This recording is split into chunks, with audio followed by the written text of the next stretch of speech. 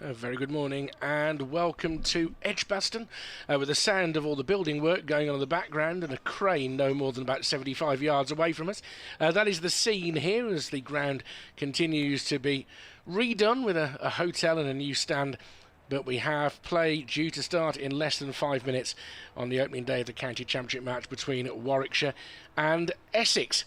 Interesting conditions. There is quite a lot of overhead cloud, some of it a little bit grey, the prospect of one or two interruptions potentially with showers over the course of the day, but we will bring you all the action here, including on Sport Extra 3. If you're on Sport Extra 3, welcome aboard for 4 days of cricket. Very shortly, just after 11 o'clock, we will be joined by the former Essex seamer Don Topley. He's here from BBC Essex. Delighted to say the third voice will be very familiar to Warwickshire supporters. Clive Eakin is here for a couple of the days this week. I'm Richard Wilford for BBC Radio WM and BBC Coventry and Warwickshire. Let's get the key team news first of all. Warwickshire have made 3 changes from the team that were defeated at Hove by Sussex on Monday. Zen Malik, who has been in very good form for the second 11 this week, he comes in for Kai Smith. That also means that Alex Davis will be keeping wicket for the first time this season. Keith Barker makes his first appearance for Warwickshire in 8 years after his spell down on the south coast with Hampshire. He comes in for Michael Booth. And Nathan Gilchrist returns. He did play the opening match against Surrey. Chris Wokes is left out, having played 2 4-day games. It's been a while since he's had that sort of workload. He's left out from this one. For Essex, Ian Mulder has gone home temporarily to deal with a family matter. That means that Zaman Akhtar comes into their side. Sam Cook, captaining Essex, won the toss and he chose to put Warwickshire into bat first. Very good morning to Clive Eakin. Yes, good morning. Former Radio WM seamer. Well, I don't think I've ever seen you bowl, actually. No, well, you're lucky. Yeah, we had a game many years ago in Aldridge, but I can't remember whether you played it or not. No, I don't think I did. But yeah. No, but my slow ball was lethal because the batters didn't think I could get any slower. That's fair. But in terms of the choice on the toss today, I think from the Essex point of view, the overhead conditions would make it not a surprise. There's also a fair amount of greenery on the surface that we're going to be playing on, which is to our right. And we know the pitches tend to get, as happened at Hove, of course, but here also the pitches tend to get easier as the game goes on. So, yeah, I fully understand that decision. Interesting that Zaman Akhtar comes in, making his Essex debut, having signed from Gloucestershire. Well, they announced it in August, but signed for this season. Like Zen Malik, he's a graduate of the South Asian Cricket Academy, another success story for them. So it'll be interesting to see him in action. But Warwickshire need to pick themselves up after the defeat against Hove. Essex are 1 win, 1 defeat. Warwickshire are the same, except they haven't got the win. 1 draw and 1 defeat, so they'll want to pick themselves up. Yeah, I mean, they've played some pretty good cricket in those 2 matches. Yeah. They had Surrey on the hop, having taken early wickets, and the new ball is going to be absolutely crucial again in this game. And last week there were various moments at Hove when they could have maybe held their opponent down and finished them off, and they didn't. If they'd set a target nearer 400, I don't think Sussex would have got terribly close to it. They lost the chance to have a second new ball because they didn't set quite as much a target as they might have done. So, and that was part of the problem. The umpires are on their way out. Ben Debenham and Richard Kettleborough are doing the honours today, both in their big wide-brimmed white hats, and I'm pleased to see, after my consternation at Hove, that neither of them are wearing gloves. Yes, the umpires have been well wrapped up all over the country so far this season. I think there's still a couple of layers on there for these umpires, but no gloves. I don't blame them for that. No. I've got no issue with the layers, but the gloves were a little bit much for me. Russell Warren was particularly keen on them. Graham Lloyd had a go at it for a day. He tried it out for a day. It was like black gloves, so they look like they were sort of a negative of a snooker referee. Well, it gives the raising the finger a bit further element of doom, doesn't it? It's a glove. It did feel a little bit like that, if I'm honest with you.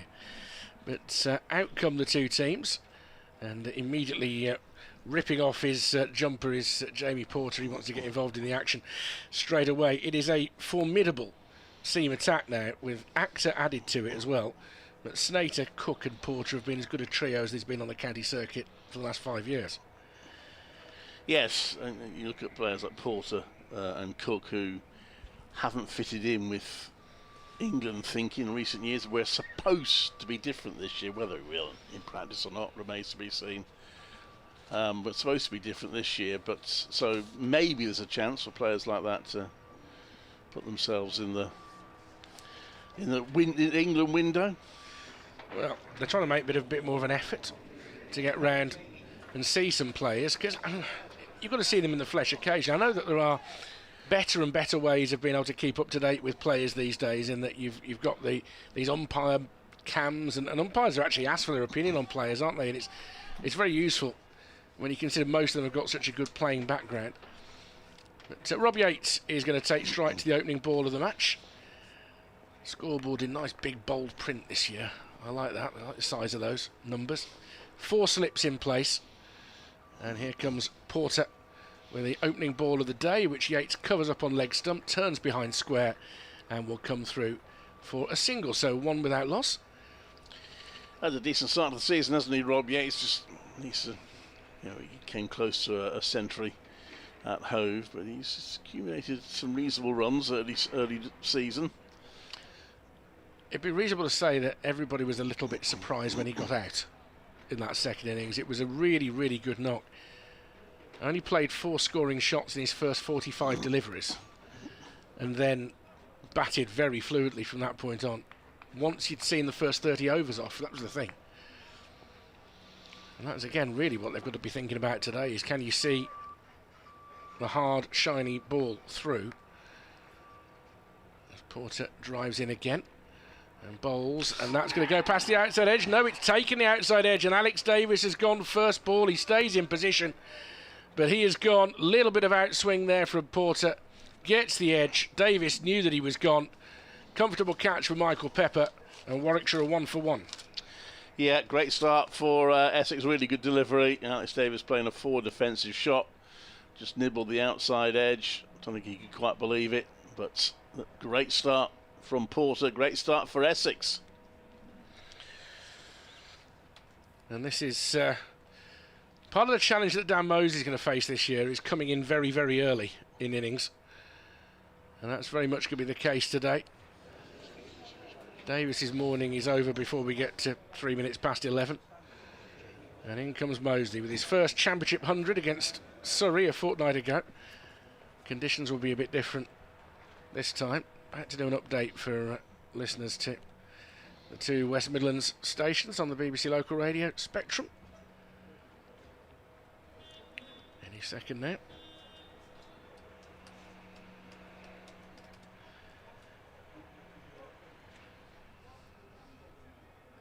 This is Richard Wilford at Edgbaston, where Warwickshire have lost the toss and are batting first against Essex, and they're in trouble because second ball they've lost opening bat Alex Davis. It was the first delivery that he'd received. Jamie Porter, little outswing, clips the outside edge and is taken by Michael Pepper. 1 for 1 the Bears. Rob Yates is on 1. Keith Barker is playing his first game for Warwickshire in 8 years after his spell on the south coast with Hampshire. He comes in for Chris Wokes. Nathan Gilchrist replaces Michael Booth in the seam attack, and Zen Malik comes into the batting lineup at the expense of Kai Smith. But a poor start from Warwickshire. They're 1 for 1. Porter will now come round the wicket to Dan Moseley for his first ball, which he drives nicely up towards mid-on, and there's no run. Having won the toss, I mean, Essex couldn't have asked for much more, could they, really? No, I want to take advantage of this morning session. I've got a history of bowling Warwickshire out cheaply here. Last year's fixture here was a damp squib. They only had 104 overs in the whole match, which Essex spent the whole of that time batting. Well, the forecast is a bit mixed over the next few days, but I think we'll see rather more than that. As he bowls to Moseley again, immaculately driven straight this time. He's over-pitched, and Moseley gets off the mark with a lovely straight drive for 4. 5 for 1 Warwickshire. Yeah, they won here in September 2024. Essex bowled Warwickshire out for 78 and 114. So Jamie Porter took 9 wickets in that match. So he's got history here. But that was a lovely shot from Dan Moseley.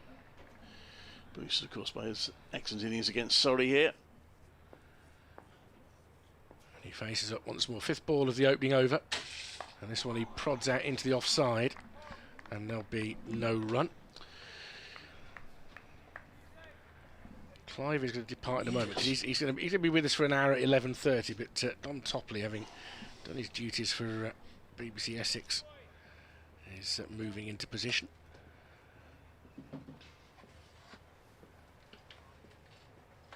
Five for one after what's been a lively first over. And Porter comes into bowl round the wicket, and Mosley covers up, defends into the leg side. End of the over. 4 to Mosley, 1 to Yates. Alex Davis, the man dismissed, caught behind off the bowling of Porter for 1.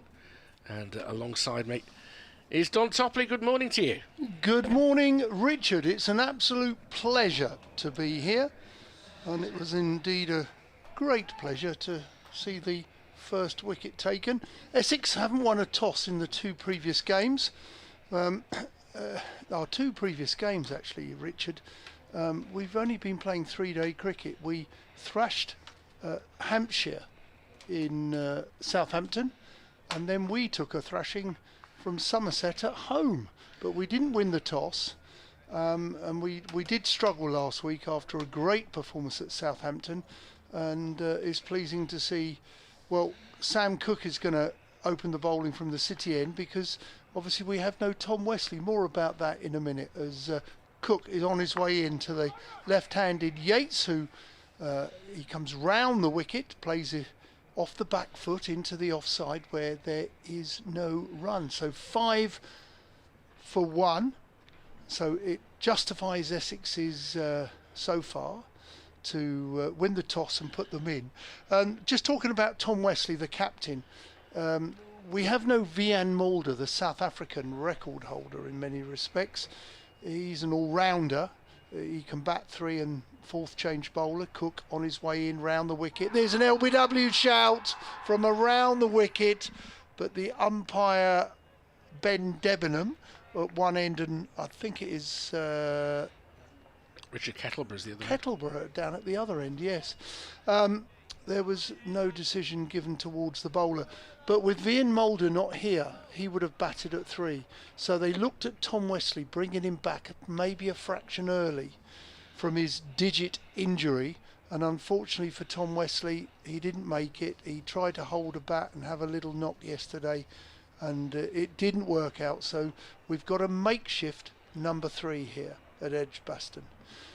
That's later, but at the moment there's an outside edge from Yates that's gone down to the 3rd man, and he's just stopped. That's the first bit of action for our debutant, Zaman Akhtar, who's joined Essex from Gloucestershire, and we wish him well. He's fielded well down at 3rd man to prevent the boundary. The score moves to 8 without for 1. I like the fact he's tried to replace his divots there. To be fair to him, he obviously plays golf. Well, he wondered, don't you? Most of them do. Yeah, they do. And no Jordan Cox at the moment either. He's at is it RCB in the IPL? Okay. Yeah, hasn't really played, I don't think. No, the English players are not getting much of a look in out there.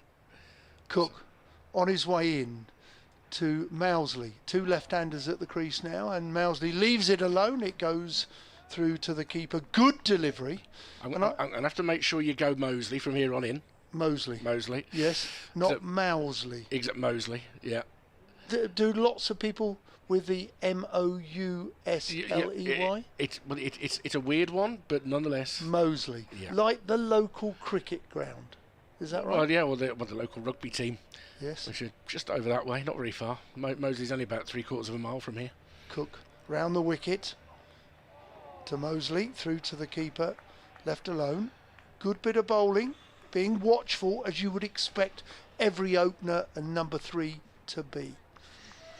We've also been joined by listeners on Sport Extra, who'll be dotting around the 4 games that are up and running this week. So welcome aboard to them. Yes, good morning to wherever you are, in the car, in the garden. Possibly a little chilly this morning, but nonetheless enjoying yourselves as Cook is in, played off the back foot into the covers where it was well fielded, and that completes the end of Cook's first over. 8 for 1, and the man out here at Edgbaston, well, it was Alex Davies on his first ball that he faced. It was the second ball of the first over, and he nicked a Jamie Porter delivery through to the keeper, Michael Pepper. And Warwickshire were 1 for 1, but they've moved now after 2 overs to 8 for 1 wicket. So would you expect Luke Benkenstein to bat at 3 this week? He did last week as an emergency because Vian Mulder was down for 3. And he had that marvellous run record against Zimbabwe, didn't he? And he declared himself as captain to ensure he didn't beat a record.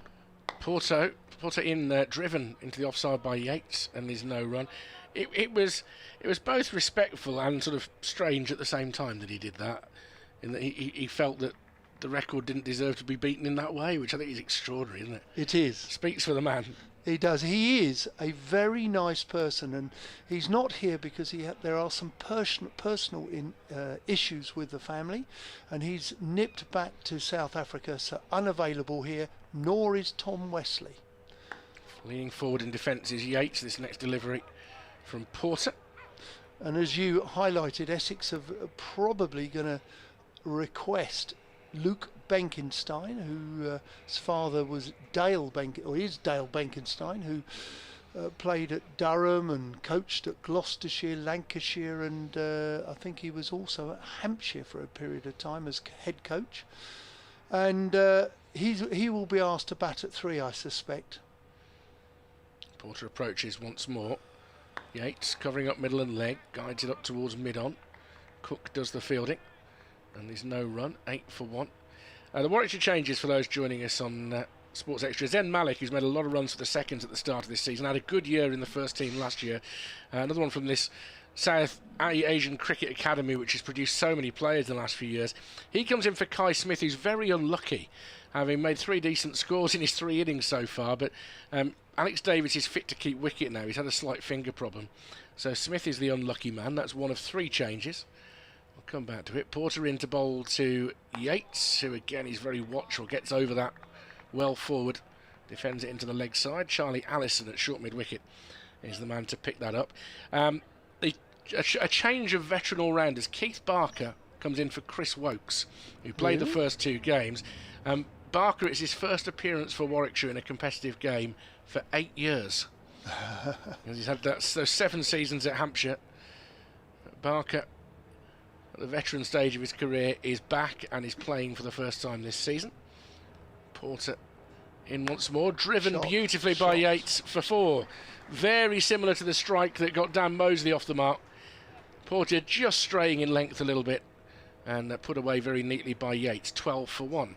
And just that final change, they have one fast impact seamer each game. Against Surrey it was Nathan Gilchrist. Last week it was Michael Booth.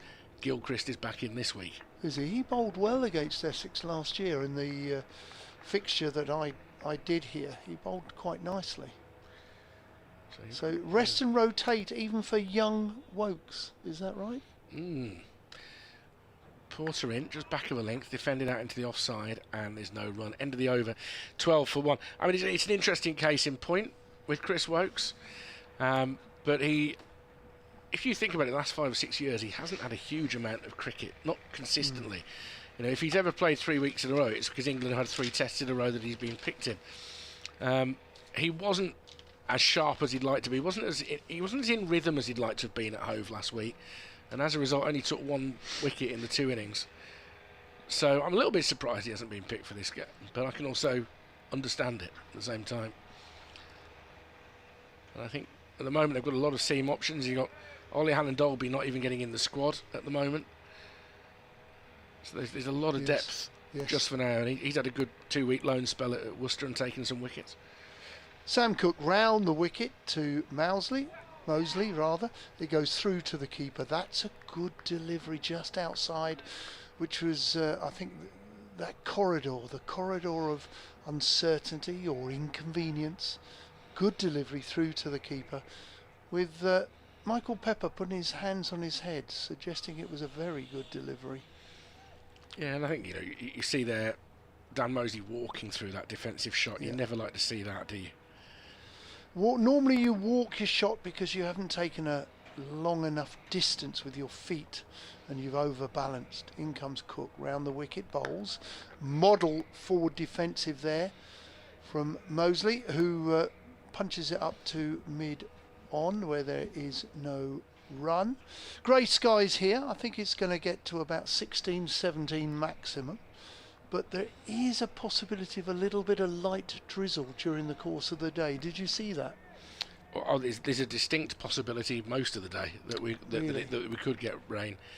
You're looking at around the 50 to 60% mark, but getting higher later. Cook in.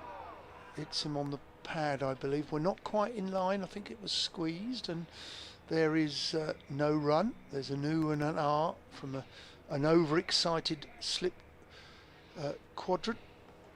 There's nothing wrong with being overexcited. U's and R's. Now you can hear the U's and R's, and also here at Edgbaston we can hear a lot of building going on. Would you like to introduce what's happening? I mentioned at the top of the hour, but I will come back to it after this ball. But yeah, Cook, 4 slips waiting as a nick, and he's been dropped at 3rd slip. I think that is Paul Water. My word, he did have to go down. It was about shin high, maybe just in between the shin and knees, but it carried. He's looking at his left hand, and I have to say that's a pretty good chance for Essex. Could have been 12 for 2 with Cook getting a wicket and Porter having one. Oh my word, will that be costly? See the replay, it's a poor drop. It's halfway up his shins. Done. Cook again in. There's an LBW shout. I'm a little interested, to be honest. It hit him what I perceive as on the move. Good shout, good bowling. And listen, that's a good reply there from Cook, who will be desperately disappointed with his 3rd slip for dropping that. We had an incident last week, actually. Dean Elgar at 1st slip dropped a dolly, and it cost Essex badly in the defeat against Somerset, you know. And you know, if you drop catches, it means you have to get still 10 wickets. No one means to drop them, but you're not there for your conversation. This is driven beautifully, and it's well fielded at mid-on. Very well fielded indeed by Akhtar, I think it is, and that's the end of the over. 12 for 1. Well bowled, Sam Cook. So there's 2 incidents in 2 balls. First of all, the drop catch, it is halfway up his shins. I mean, Paul Walter would expect to get that. Yep. There's no doubt about it. The LBW appeal, it's hit him outside the line of off stump by about half a stump. We're not quite in line, are we? No, but I'm just getting the benefit, and shall leave my computer here for replay purposes. The floodlight is coming on, which tells you a little bit about the darkness. I say the weather forecast is getting quite bad from 3 o'clock onwards here today. The building work, the old Raglan stand, is no more. And what is going to be built there is a new stand with and Phil will nod at me, a hotel as part of it. Oh, really? And it'll almost have joined on to where the museum historically has been. Have you had to move out of the museum, Phil, or it's still in position? No, they brought the roof down. Oh, but the roof. Is it cold in there? Oh dear. So I don't know whether. I presume it's not open at lunchtime then. Oh, it is. Oh, you can still visit. You can still visit the museum at lunchtime, and have a look at all the men in hard hats staffing the museum at lunchtime. As Porter comes into bowl to Yates, and on that one straight onto leg stump, he can't squeeze it through the gap between mid wicket and mid on. And the obvious thing from our view, where we're looking to the left to see where the building site is that Warwickshire, who used to have a magnificent car park here, they must have lost a serious amount of space for their car park. Oh, there's very little car parking there, which you find at a lot of sports grounds. Yeah, there's very little. There car used to parking be left. a large car park. There used to be. Well, if you go back to the 80s, an amazing amount of parking. In comes Porter once more. That's edge, and that's caught at 3rd slip. And Walter makes no mistake this time. Porter's delivery takes the nick from Yates. He's gone for 8, and Porter is making great use of these conditions. Yates gone.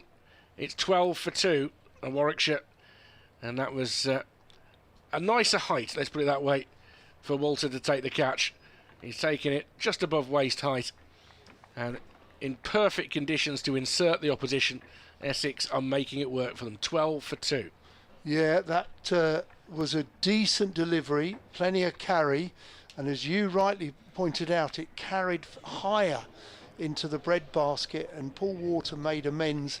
I mean, he's probably going to, they're having a huddle with a drink and things like that, and probably goes up to his captain and says, sorry, Skip, about the drop last over. But Porter has two, and Porter and Cook, as they did against Somerset last week, when they reduced Somerset to 16 for 3, are bowling nicely, having won the toss and elected to bowl, and they're doing a good job here at Edgbaston with the lights on. Now, what I don't know, now that that stand's been knocked down, by the way, is where the ground staff live during the course of play. Phil's pointing onto the opposite side of the ground. But what equally I would point out is that 4 of them are sitting on the hover cover at the moment, which means they are concerned that there could be a shower before too long. So that's where they are at the moment. Well, it's quite a big building site, and we can see through to the, is it the indoor school? Yeah. And there's a shop there, isn't there, to our left? So the indoor school is a great facility. It's very impressive. So it's going to be a hotel, a bit like Southampton and Old Trafford. Yeah, I suppose a few grounds ago. I mean, Derby's got one, hasn't it? Worcester. Yep. So well bowled, Jamie Porter. Porter and Cook. They're as honest as the day's long. 4 slips are waiting, and we've got the right-handed Sam Hain taking strike. Porter in, and Hain is driving, and it bounces on its way back to Porter, who then looks at his fingertips, having fielded it very comfortably. Just having a look at the incoming rain patterns at the moment. I would say it's reasonable to assume there would be a threat in the next hour or so. But we felt that a couple of times at Hove last week. You just watched the clouds disappear either side of the ground. So they do claim that cricket grounds do produce this sort of effect where things will go round. I don't know why. It could be a myth, but I've heard it said quite a few times. As Hain covers up outside off stump, defends into the offside, and there's no run. How has Hain started off this season? I know we've only had 2 matches, but you got a lot of runs against Surrey here in the opening game. Yeah. And then you didn't do so well against Sussex. The top order struggled against the new ball. In fact, both top orders struggled against the new ball last week. Hain made good runs against Surrey, scored 94 in the first innings. Last week, particularly in the second innings, he got an absolute peach. Sometimes you don't know quite what you're going to do, and he got an absolute peach, which got him out for a duck. As covering up outside off stump is Hain. Defends off the inner half of the bat. It goes out onto the leg side, and there's no run.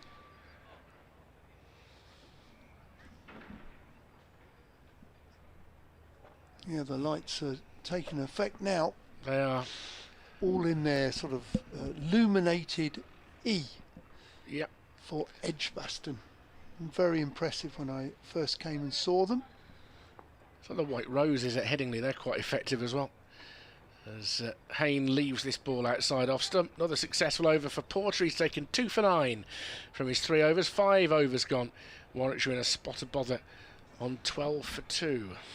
I've had a couple of messages already, for one from Paul Tregent. Great news to hear from Paul this morning, but he's an Essex man through and through around Brentwood, and he's very pleased with the Essex start here at Edgbaston. So good morning to Paul Tregent.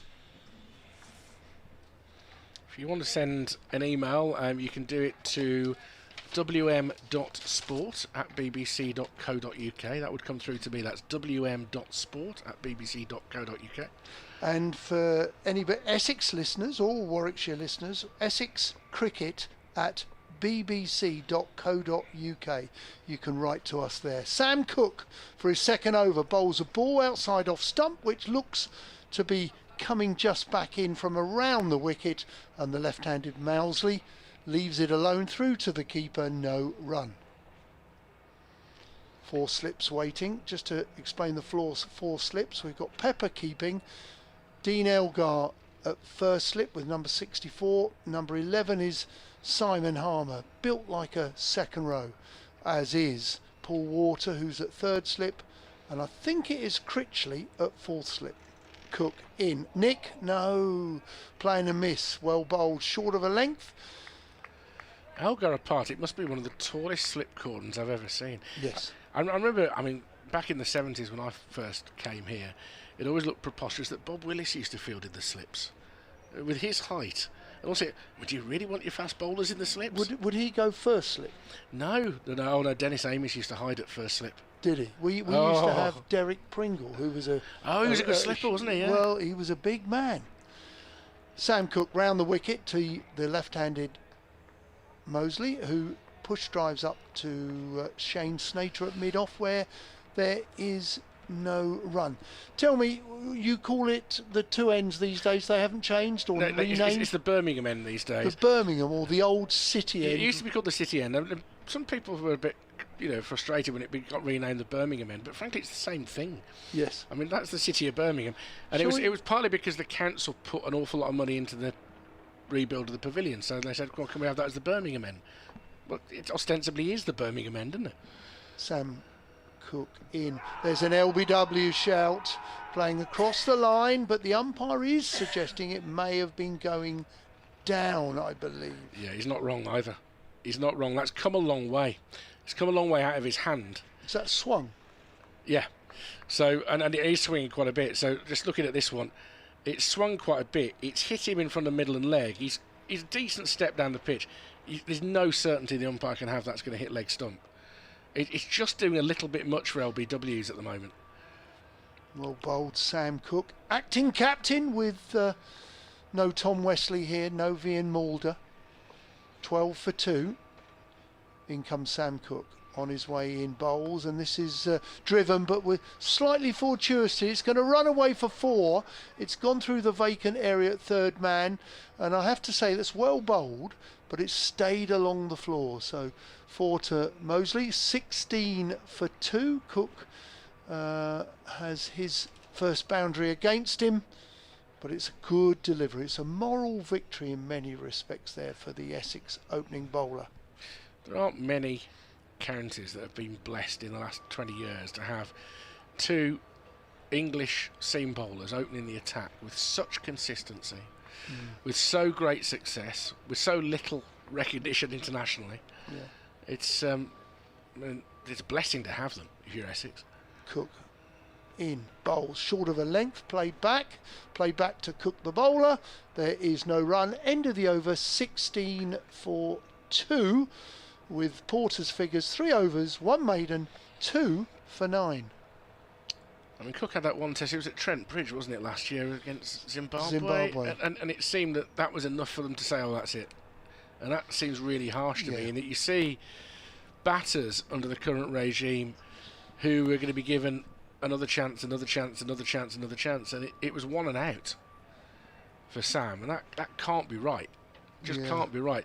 The body of evidence of what he's been capable of doing in county cricket would tell you that there's something there that's worth looking at properly. Definitely. I'm naive, Don. I've not played the game like you have, but it seems really strange to me. He is a wholehearted trier. He is a really talented bowler. And I can't stress that enough, but it's going to be Porter, his colleague. Probably Porter's viewed as the senior. He started a little earlier than Sam Cook, but Porter's in. Bowls to Hayne, who comes forward in defence. And he's walking through the defensive shot, but not in the same way that Mosley is. He's on balance at the time that he plays the shot, and then just pulls his back leg through. He just, at least he's still at the moment of impact, whereas at the moment that's where Dan is on the move. Sam Hayne always comes across to me, strikes me as a very good, technically correct player. And I do think he's viewed highly respected as well, actually. As Porter comes in once more to Hayne, comes forward and defends. Well, Hayne is probably on the county circuit the batting equivalent of Cook and Porter. Yeah. In he had a little bit of England one-day cricket, did okay. Had another chance. But that is a competitive fraternity, isn't it? You know, your roots, You've had Bairstow as well. You Yeah. know, there's some massively talented batsmen around that circuit, isn't there? Yeah. No? No, I mean, absolutely, yeah. That's why England have been competing for major titles. Hayne forward in defence again, picked up by Porter in his follow through, and it's a massively competitive part of the side. But equally, I think he's very unlucky that he hasn't got into the Test arena with the volume of runs that he's scored over the years. Well, he would have been competing with Pope. You've got your youngster here, Bethel. Yeah, Obviously, and that it's probably easier to get into the England team as a bowler than it is a middle order batter. well, the search is on for a fresh, lasting bowling attack, isn't it, at the moment? With the retirements that have happened in the last couple of years, that's a good leave outside off stump by Hayne. You know, in the post Anderson Broad universe, it's going to take a while for them to settle. You know, no Wokes anymore either. And you've got, you know, I think we can effectively say Mark Wood's time as a Test bowler is, if not done, is going to be very limited because of the real misfortune he has with injuries. Yeah. So it's going to be very interesting to know what the new bowling core is going to be. The end of this over, I'll make way for Clive Eakin, who's our third voice today and on Sunday. Good to welcome him back to Edgbaston. As Hayne is wrapped up by the gloves here. No ball. Bowled by Porter, 18 for 2. These boys don't bowl many no balls. That's unusual. And the umpire's going to have a little word to him and tell him where it was, how much it was by, what adjustment he needs to make, and maybe what he fancies for lunch. Loads of hieroglyphics on the pitch behind where people have marked out their run-ups. Sprayed in on green, but you know, such an odd shade of green. It's a bottle green, isn't it? Yeah. Quite easy to see. Porter actually starts off quite wide, his approach, then straightens and bowls just that off stump. And that comes back off the seam. It was just back of a length. Hayne judges it okay. He didn't cut back enough to risk hitting off stump, and he leaves it alone. Great bit of cricket that. Great delivery, but equally very watchful. And he was very disciplined with Hayne there, so good cricket. Just great to see that. Real high 4-day cricket being watched here. Sparse crowd. Yeah, a lot of them will be out of sight who are here. Underneath us. Yeah. This is relatively full, and again it gets up a bit more than Hayne expected, but he gets plenty in the way of it. It goes out in the offside, so we've had just over half an hour. Good toss to win for Essex, and Jamie Porter has made the most of it. Alex Davis, first ball for a duck. Rob Yates caught in the slips for 8. The 2 men dismissed. Warwickshire 18 for 2. Clive Eakin is going to come in to join Don Topley. Thank you, Richard. Lovely to be in Edgbaston. It's a ground that I've always enjoyed. Cook will continue from the Birmingham end, or the old City end. Maybe we could marry it and call it the Birmingham City end, but maybe some Villa supporters would be unhappy, or Coventry supporters. And also a very good morning to Charles Underwood, who is an Essex fan who's listening at home. So good morning to you. And in comes Sam Cook. Cook on his way in round the wicket, steps down the ground there, comes down a couple of paces, does Mosley, and he hits it, times it to mid-off where there is no run. And a very, very good morning to Clive Eakin. Good morning, Don. Yeah, it's definitely the Birmingham end. It was the City end, and they changed it. And I've been on here plenty of times. I've always been a strong opponent of the Birmingham Bears, which has been all but dropped now. But I've never objected to the Birmingham end because that is Birmingham. So I've never had a problem with that. With the famous skyline. Cook bowls, and this ball comes back as the keeper's taken it towards the leg side from around the wicket. I'm going to have to say that's well batted, but also equally a very good delivery. Essex are bowling nicely. There's a real test going on here for Warwickshire. Yeah, and Warwickshire will do well to get to lunch with even 4 down. I don't think it will be a bad effort. This is a really difficult morning session for them. Yeah, some people objected just because it was a change, really. We called the City end for goodness knows how long. Cook in. Oh, that's another good delivery. Probably just does a little bit, maybe a swing, maybe a little bit of seam, but it's cannoned off his pads into the offside. There is no run. My argument was always you can have a City end in any city in the world. Yes. You can only have a Birmingham end here or Alabama. I don't know if there's a cricket ground in Alabama. There are other Birminghams around the world, I know, but yeah, Birmingham end gives it its geographical context. Is it the BT Tower that we're looking to? I think so. You always keep asking me about things in Birmingham. I never have a clue. But yes, it is. That is a BT Tower there. Yes. In comes Sam Cook. This is sort of cannoned off bat and pad into the offside. He's looking for. I think he's hit it quite hard onto his right big toe, and I think he's in. Yeah, he's hobbling actually. Discomfort. Yeah. Dan Mosley. You can see a plane also flying in towards Birmingham Airport, which is actually probably closer to Coventry than it is to Birmingham. It's in between. It's where the NEC is, or what was the NEC? It's called something different now, I think. But yeah, so it's a little bit away out of the city. Yeah, he seems all right now, Mosley, but he took a little bit of time there. Went down, had a chat with Sam Hain, did a bit of ground prodding. He may have a bruise there. He'll try and shrug that off and not give the bowlers any suggestion that he's struggling. 4 slips waiting. Cook round the wicket to the left-hander who leaves it alone. He has courage in his conviction there because he makes a decent stride forward and he's happy to leave it, and he does as it goes through to the keeper Pepper for no run. It was a difficult take for Pepper, whether that took off a bit or whether it moved, but Pepper did hold it onto it, and Cook always needs a Pepper, obviously. But yeah, that caused the wicketkeeper 1 or 2 problems, that one. Sometimes in England the ball swings after it goes past the batsman. Notorious to overseas keepers, that. And that's down the leg side, where Pepper this time dives to the leg side to prevent any byes, and that concludes the end of the over. The 8th over, in which Essex have won the toss, invited Warwickshire to bat, and Warwickshire are 18 for 2.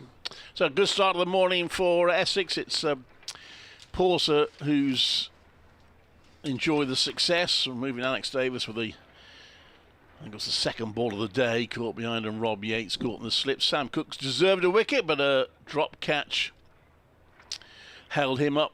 But aside from that, missed opportunity. It's been a good start for Essex and hard work for Warwickshire. A couple of good boundaries hit by Dan Mosley, but no one's looked comfortable at the crease, and Jamie Porter will continue to Sam Hain with still the 4 slips in place. A few sweaters being worn by the Essex fielders as Porter comes in to bowl, and that's turned round his pads, and Sam Hain is off the mark, down to fine leg for a single. It is pretty cold out there. Overcast. There are not 4 ground staff sitting on the hover cover anymore. There are now 6. So they may be expecting rain soon. Floodlights on. But we're playing at the moment. As you are, I say throughout the country, there's only 4 matches today. It's slightly odd.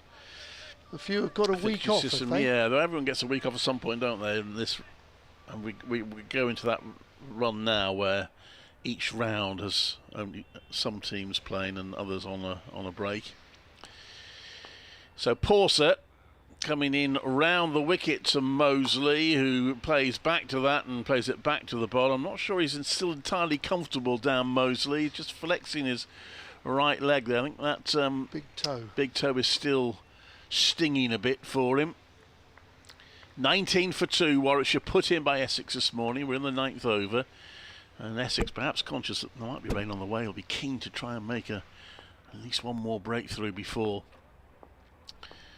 they have to go off. If they do, Porter 2 for 12 at the moment, comes into bowl, and that's in the air off a leading edge from Mosley. Did that come off the bat? Porter went sprinting towards it but couldn't get there. The ball landing not far away from the batter. Yeah, he was excited. He ran after it. I'm not sure it did. I think it cannoned off the pad and went up. I don't think there was any edge on it. He wasn't taking any chances, no. Porter. He was going to... I'm sure if he grabbed it, he would have certainly turned to the umpire. We'll never know what the umpire's decision would have been. It's always helpful if they could run a run in those circumstances so we know whether the umpire signalled leg by or not. But Anyway, Mosey remains on 8. 27 balls, so he's I think 2 scoring shots. So he's been watchful, as he has to be. Porter balls, that's left outside of some decent leave. Didn't get up much. It was comfortably wide of off stump. So a good decision from Mosey to let that one go past. This ground, I've seen many fixtures over here. I think I come here annually with the Essex side. It's probably one of the hardest grounds to get a result. It really is. It can be difficult, yeah. I can tell you that on good authority in a moment. I'll tell you why. This next one, he comes down the pitch there. Mosey tries to work it out onto the leg side. Bit of aggression from Mosey, but didn't get hold of it. And the ball bounces at his feet. We have a new system in place. You know, we used to have the QB box and ISDN and what all the paraphernalia. We now have a new system called IP. And I'm a little nervous about taking the equipment about because I'm not the most technically minded. So I got here early, and I went starting to prepare very early, 9 o'clock, and I went off to get a coffee. And the first person I bumped into was Michael Atherton, and we were talking about being a father in the professional game and things like that. And then we were also talking about Edgbaston. This next one, Mosey turns around through mid-wicket and he's going to get a couple of runs. Will they get 3? It will be cut off. Mosey's having a look, but the throw is in fairly sharply and quickly. End of the over. Don might tell me who that was with the throw. They're wearing sweaters, Essex, so we can't see the numbers. That is Zaman Akhtar, who's making his debut. Absolutely. So Mike Atherton, I was talking to him, and we got on to talking about Edgbaston, what a great ground, and what, you know, everything about it.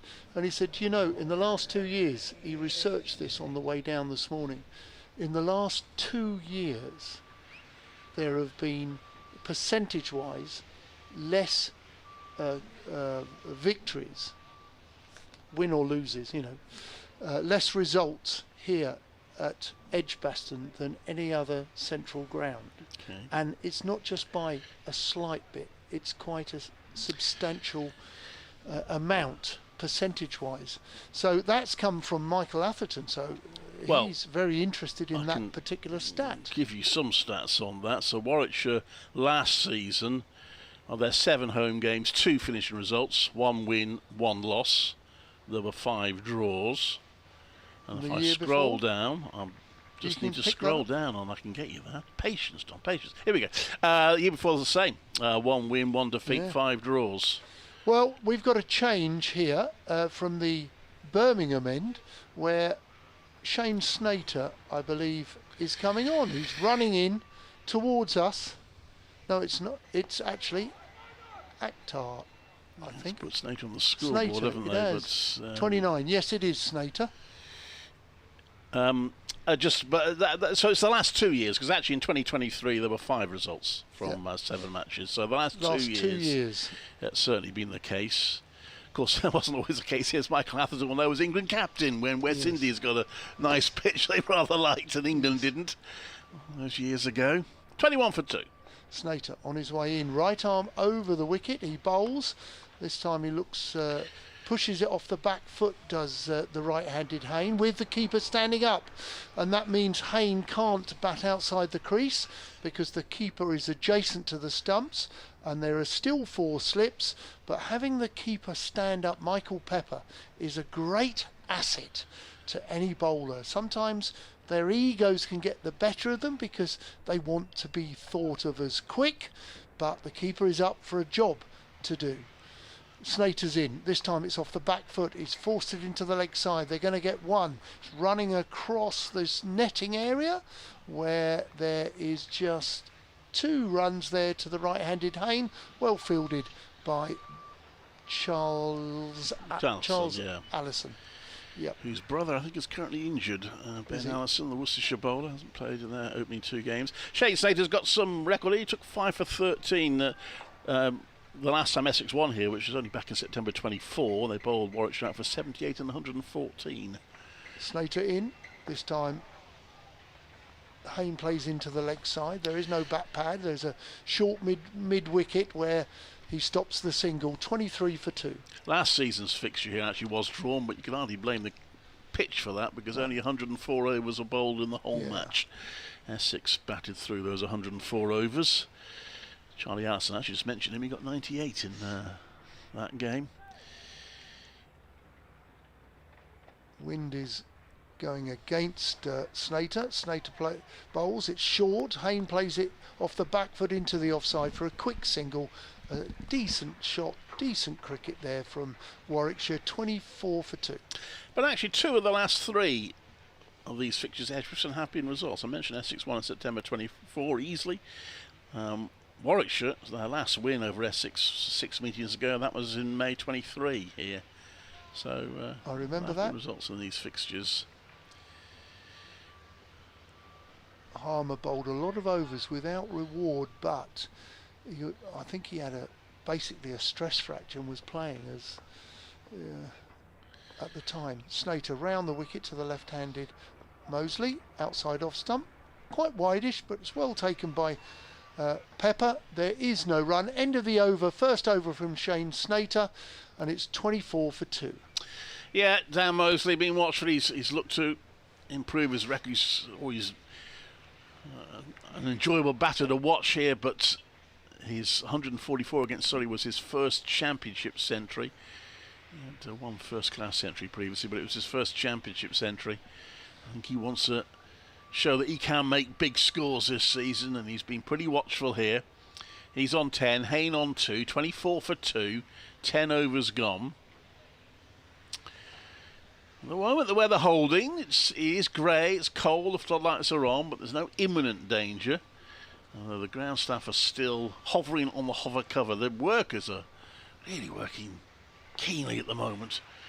As in comes Porter over the wicket to Hayne. Gets a bit of an edge on that along the ground. It goes to gully, there's no run. There's trucks and all sorts. It's like a scene from Bob the Builder. There's trucks and all sorts driving all over the place in that area. Very busy, very noisy. Must I would be. imagine our listeners, because we have an effects mic, I imagine our listeners can hear They the should be able to hear it in commotion. the background. There must be about 20 workers there working away. That white crane is impressive. It's actually turned round since the start of I'm play. going to set you a challenge for the summer.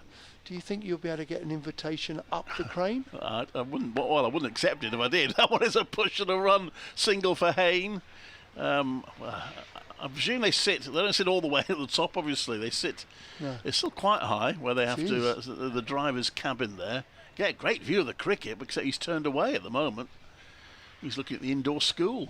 Yeah, I wouldn't like to be up there when it's windy. I'm not sure I'd like to be up there full stop, to be honest, but still. I guess That's a lot of steps, isn't it? It's a ladder that goes up the middle of the white frame. That would be a bit. Yeah.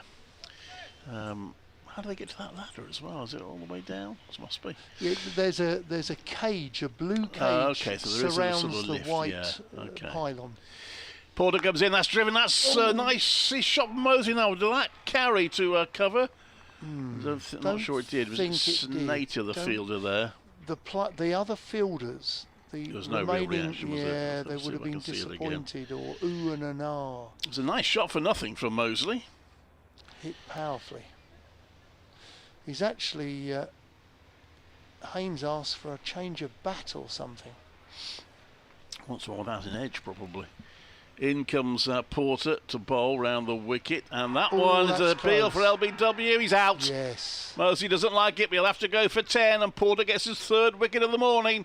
And Warwickshire reeling on 25 for 2, so it's fairly immaterial. I think it did bounce just after he hit the shot, actually, Mosley, but it's all fairly immaterial now because he's out next ball.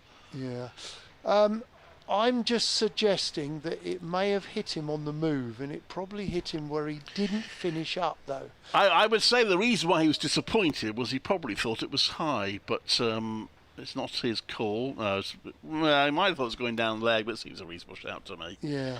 I sometimes you look at LBs and you think no, and then other ones you go, yes, it looks all right. I'm confident, and that is a particular one for me that I felt that I was interested watching from not quite behind the arm. So 25 for 3 with Porter, all 3 of them this morning. and he is justifying Essex' decision to ask Warwickshire to bat. The last man to go, Mosley, was LBW to Porter, and really Essex are in the pound seats after it's just 50 minutes play. They are. Chris Wokes is here. He's not playing. He's wearing a very thick coat and coming out with a new bat for Sam Hain. Acting 12th man. Yeah. Well, after all those years and history. He's a very committed bear, Chris Wokes. Always enjoyed playing here. Now, of course, he will play more often. One of the nicest men in our game of cricket. Apparently chief coffee maker for England in his time at England. Yeah. His career ending it wasn't Rob Keith's finest hour, was it? The way Chris Wokes' England career ended. No. Look, I'm all for people like Rob in his position being open with the media, but he got that wrong to effectively announce Chris Wokes' career was over without allowing the player to do it first. Yeah, I think that was an error. He'd probably acknowledge it was now. An absolute quality performer, but can I say he's an even better bloke? Yeah. 25 for 3, so Warwickshire, they've still got an hour and 10 minutes to go to lunch. Essex will hope they can have them 6 or 7 down maybe by lunch as Porter comes in. He's getting all the wickets. That's a nice little tip and run to start off with from Bo Webster out to the offside. Good all-rounder Webster, and he's off the mark, 26 for 3. A couple of years ago, Bo Webster, I think, was signed to come to Essex. Was he? And he didn't come. There was an injury. Back spasm or a stress fracture of the back or something. He didn't come, but Essex were absolutely gutted because they thought they got a jewel, a gem of a cricketer, but Warwickshire have him now. He's a good cricketer, scores runs and has 2 options for bowling, sometimes even in one over he'll change styles.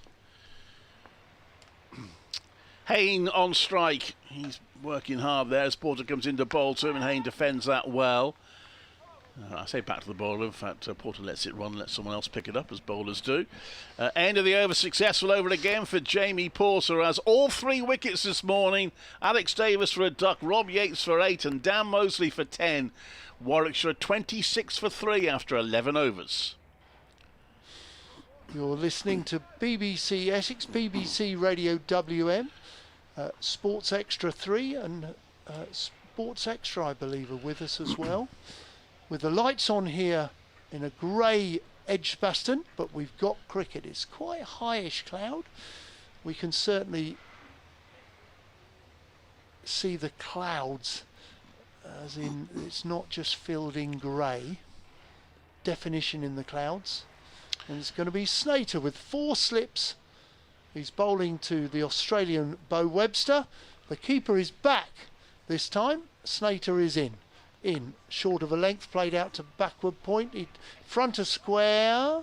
Actually, they're going to take a quick single. So Webster moves to 2. Hain's on strike on 5, and the score 27 for 3. Let me point you to the live cricket page on BBC Online. It's a great service if you haven't come across it before. If you've logged in via BBC Online or on your app, you should just be able to scroll down and see it, the page. Failing that, if you go to the BBC Cricket page, you'll see it. Chris, Matthew and Ewan on duty today. Only 3 of them today because there's only 4 matches. But having done that particular shift recently, hats off to the guys. It is hard work, but it's great fun. And so you can follow all that's going on in all the games that way.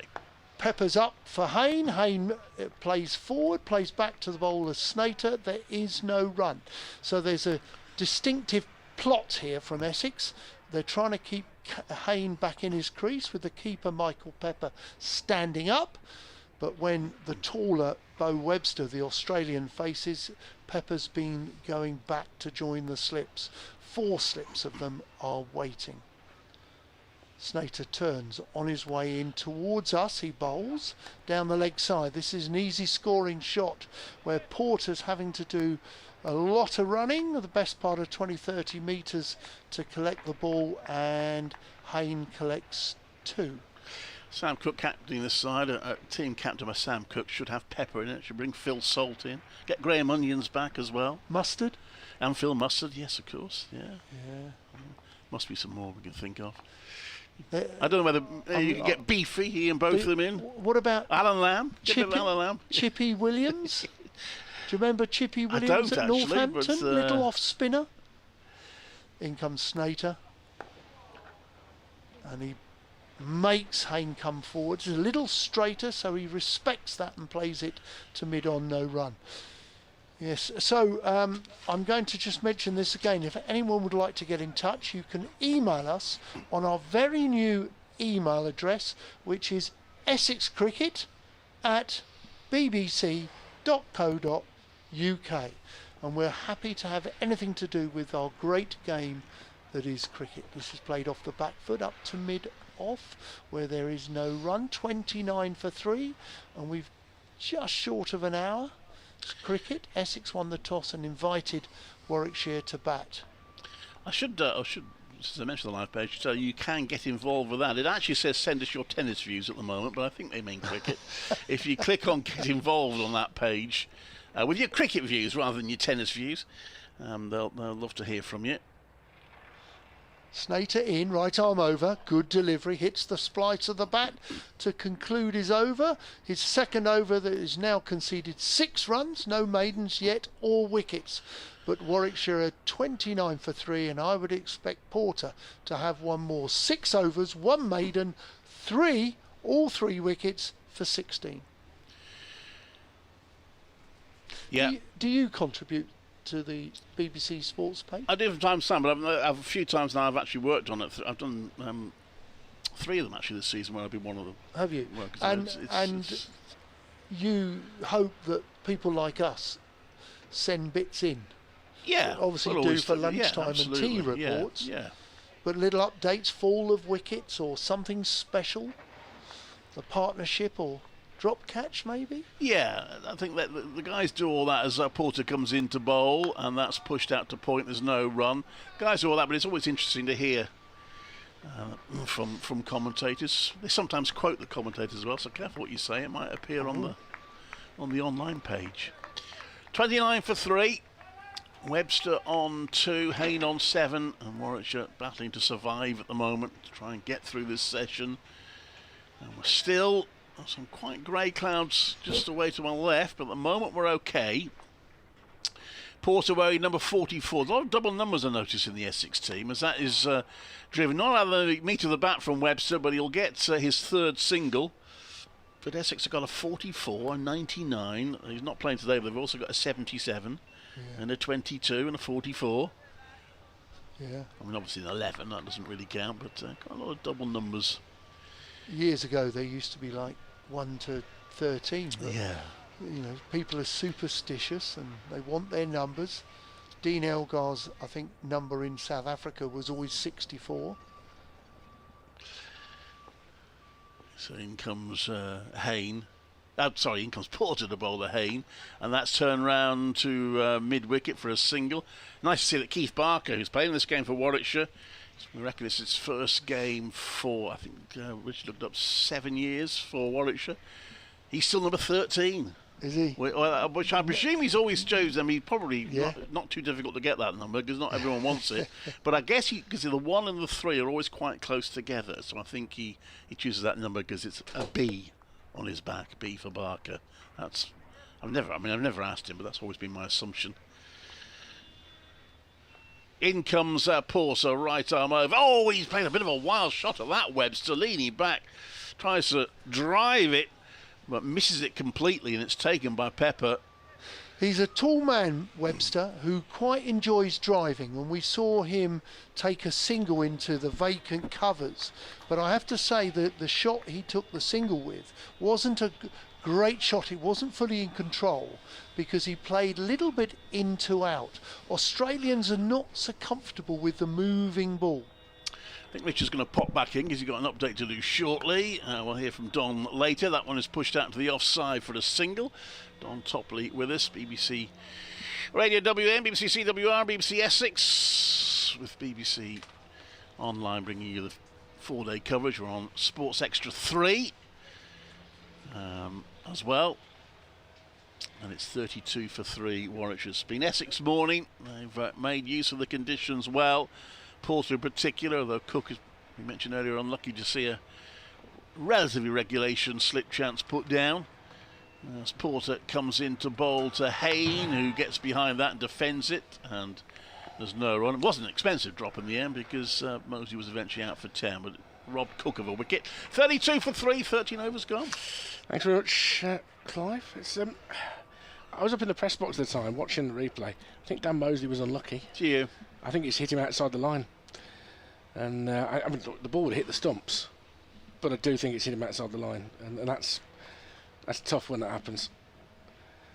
It's interesting, I think one bowler has been head and shoulders above the others in this session. Porter has just been tremendous, consistent, asked all the right questions, put the ball in the right place. And Warwickshire, third innings in a row that they've really, really struggled at the top against the new ball with a bit of movement. And they found themselves 20 odd for 4 twice at Sussex last week. 32 for 3 in this morning session. And in comes Snater, guided round the corner by Webster, who does seem to be in a bit of a hurry. Turns it through square leg for a single, 33 for 3. Well, he's worked the singles well. It was just that injudicious shot in the last over. He leant back and had a swing at one, but he's been looking to keep the scoreboard moving with singles. I think all 5 of his runs have come that way.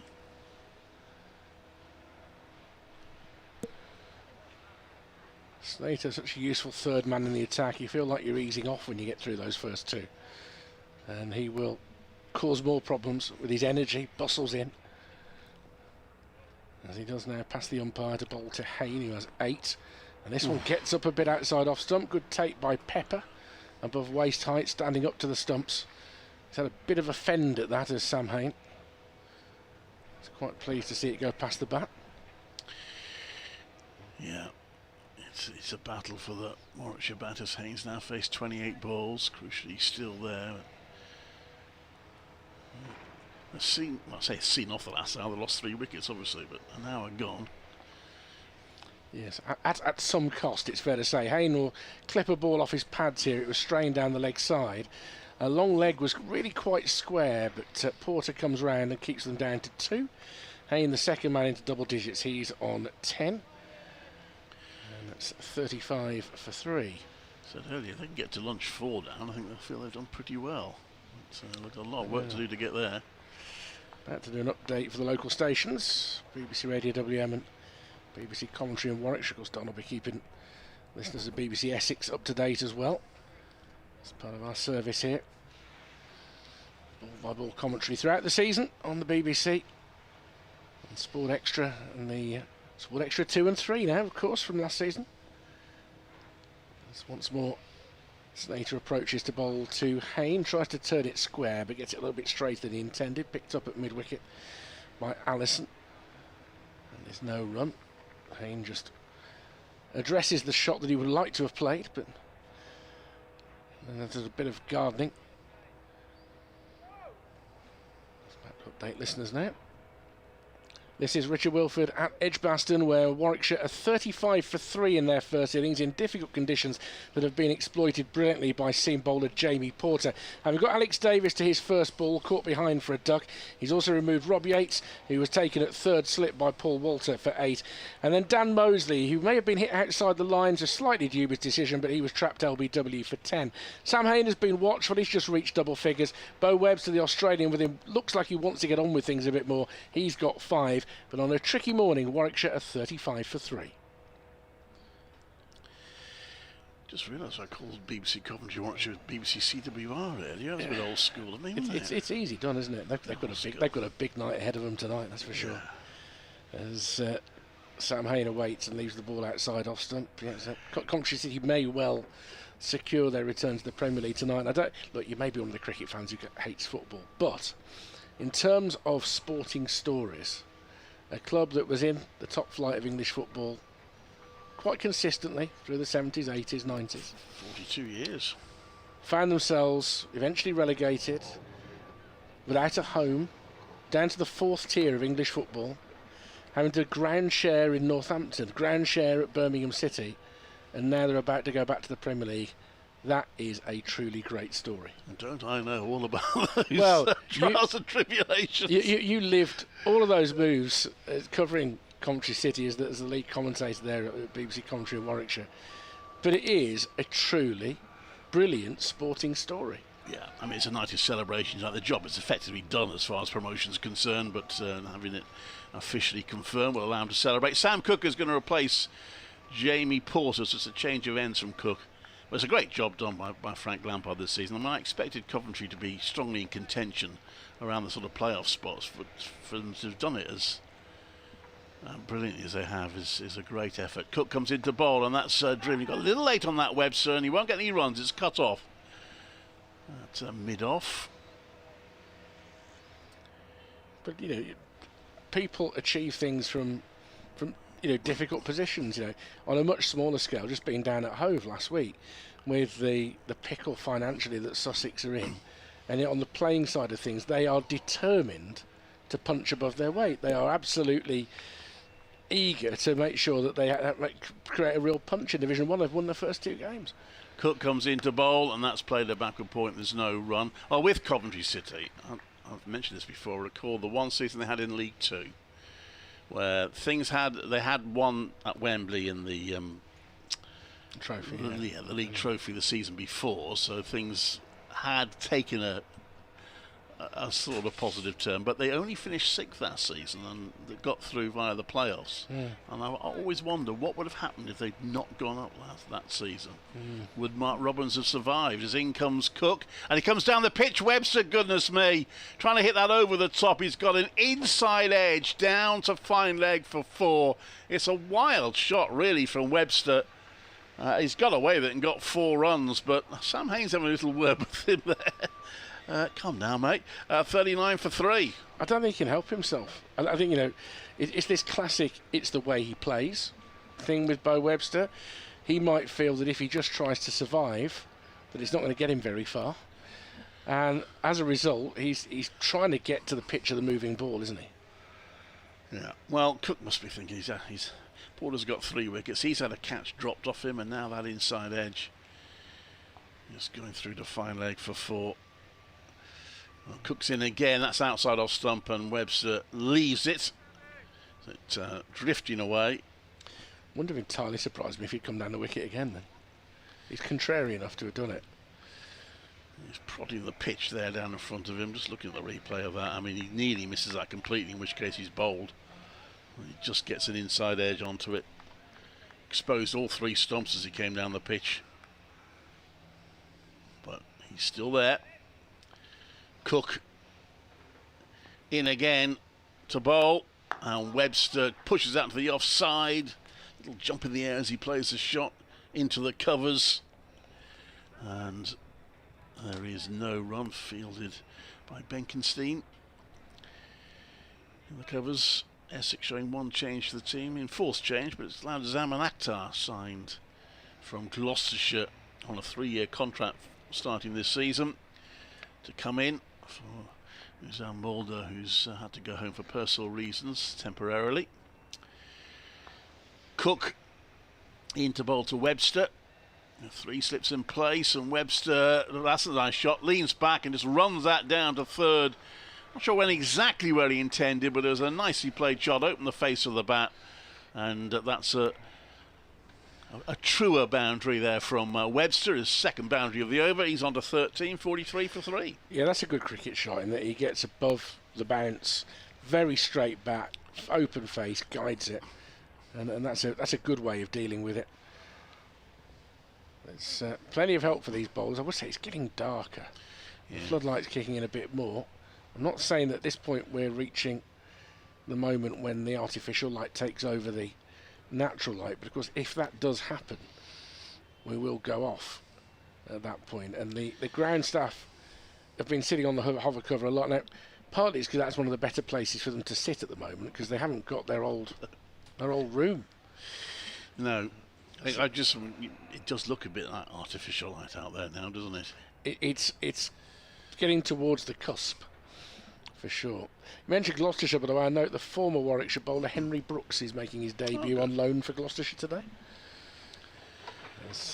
Hayne will face the first ball of a new over from Snater, guides it down towards gully or backward point, probably more of a backward point. Well, it felt very strange for me. The first Test cricket I did this season was Derbyshire versus Worcestershire, and seeing Ollie Hannon-Dolby run in for Worcestershire was didn't have a huge amount of success that game.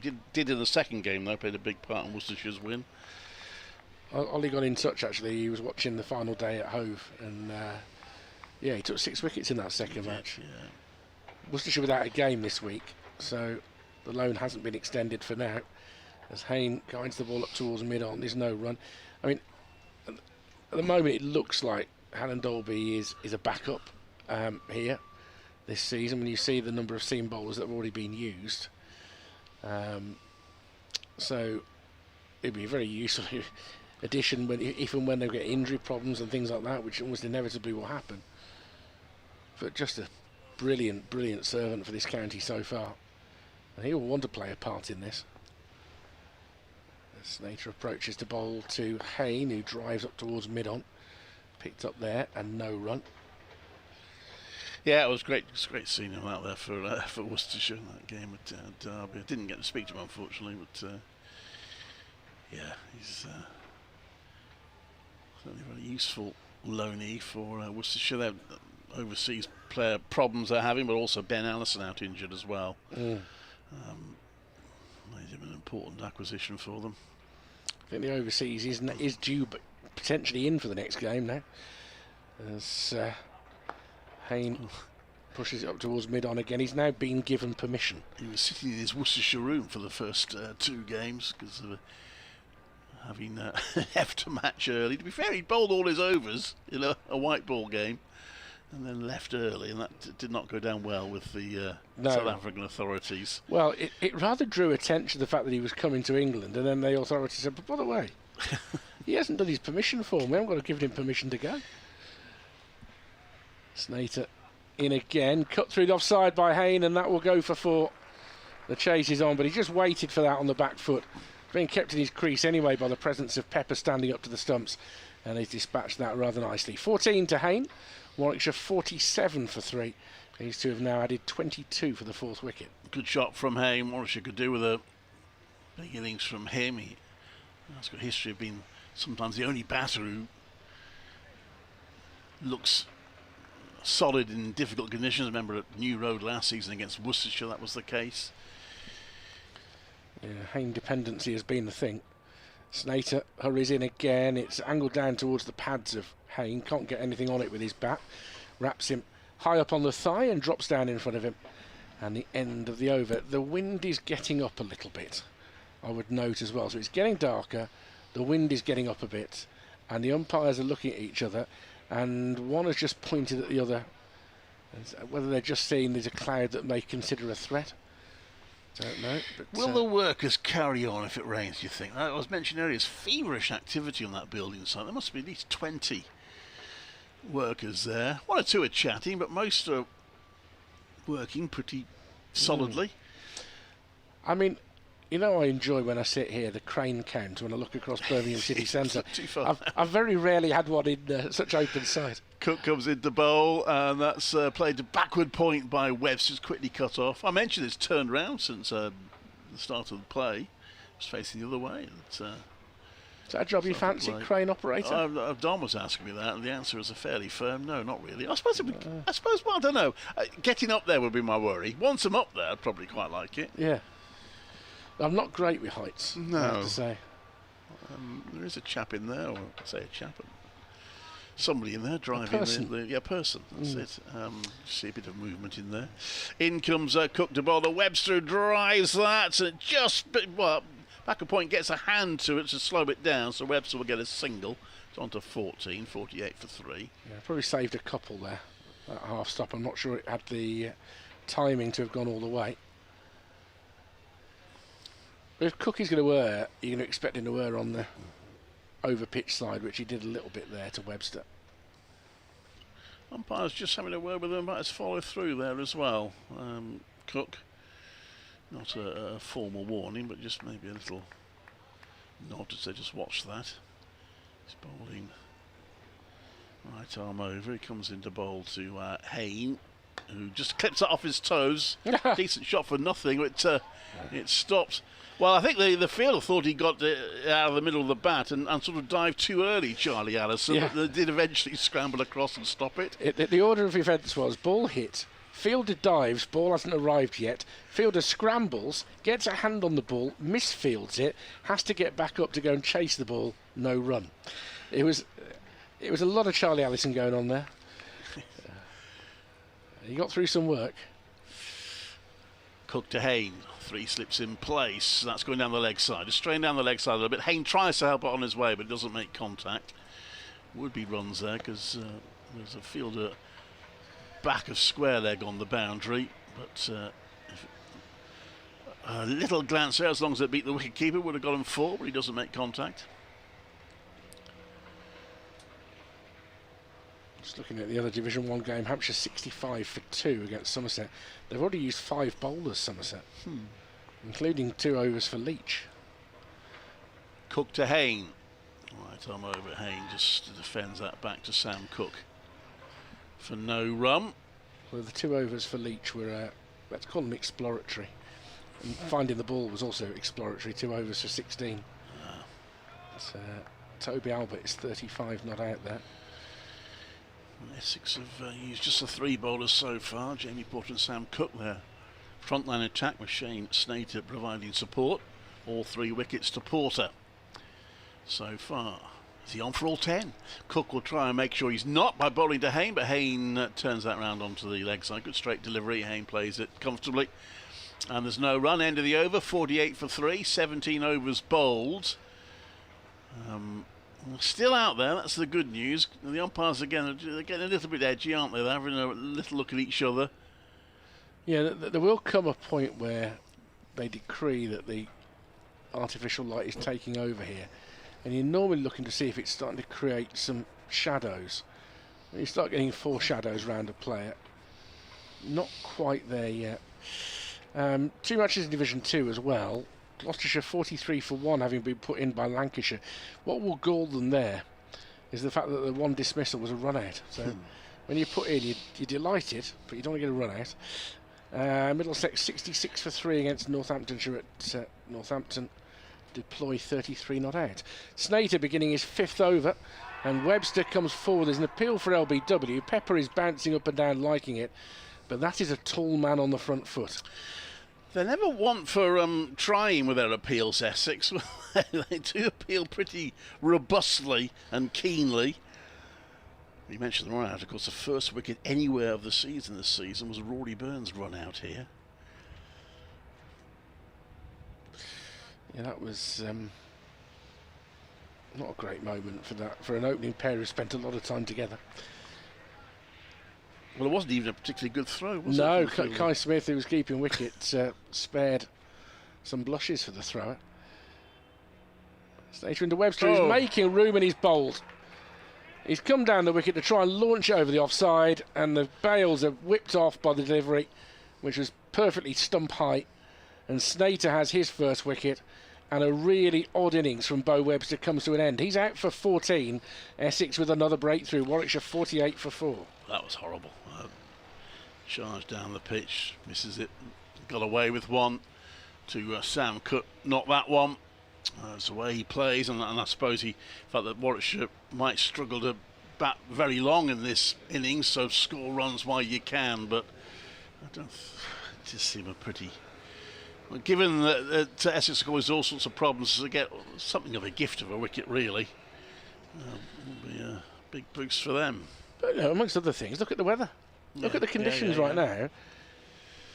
It could be in 3 balls' time. There's spots of rain. It could be in a few balls' time that the artificial light takes over, and you could come back out to bat in an hour or 2 hours or 3 hours with conditions better for the batters. It's I'm not a big fan of the whole "it's the way he plays" argument. Ed Barnard is coming out, so Zen Malik is going to be down at 7, which happened to him quite a bit last season as he learns his trade. Thompson a perfectly capable 8. Barker, we know, can hang around at 9, although he hasn't had a lot of batting in the last couple of years. But what a county man Chris Wokes is, doing the the 12th duties here. He is wearing a fairly thick jacket, Yeah. but he's coming out and handing drinks and new bats to the batters.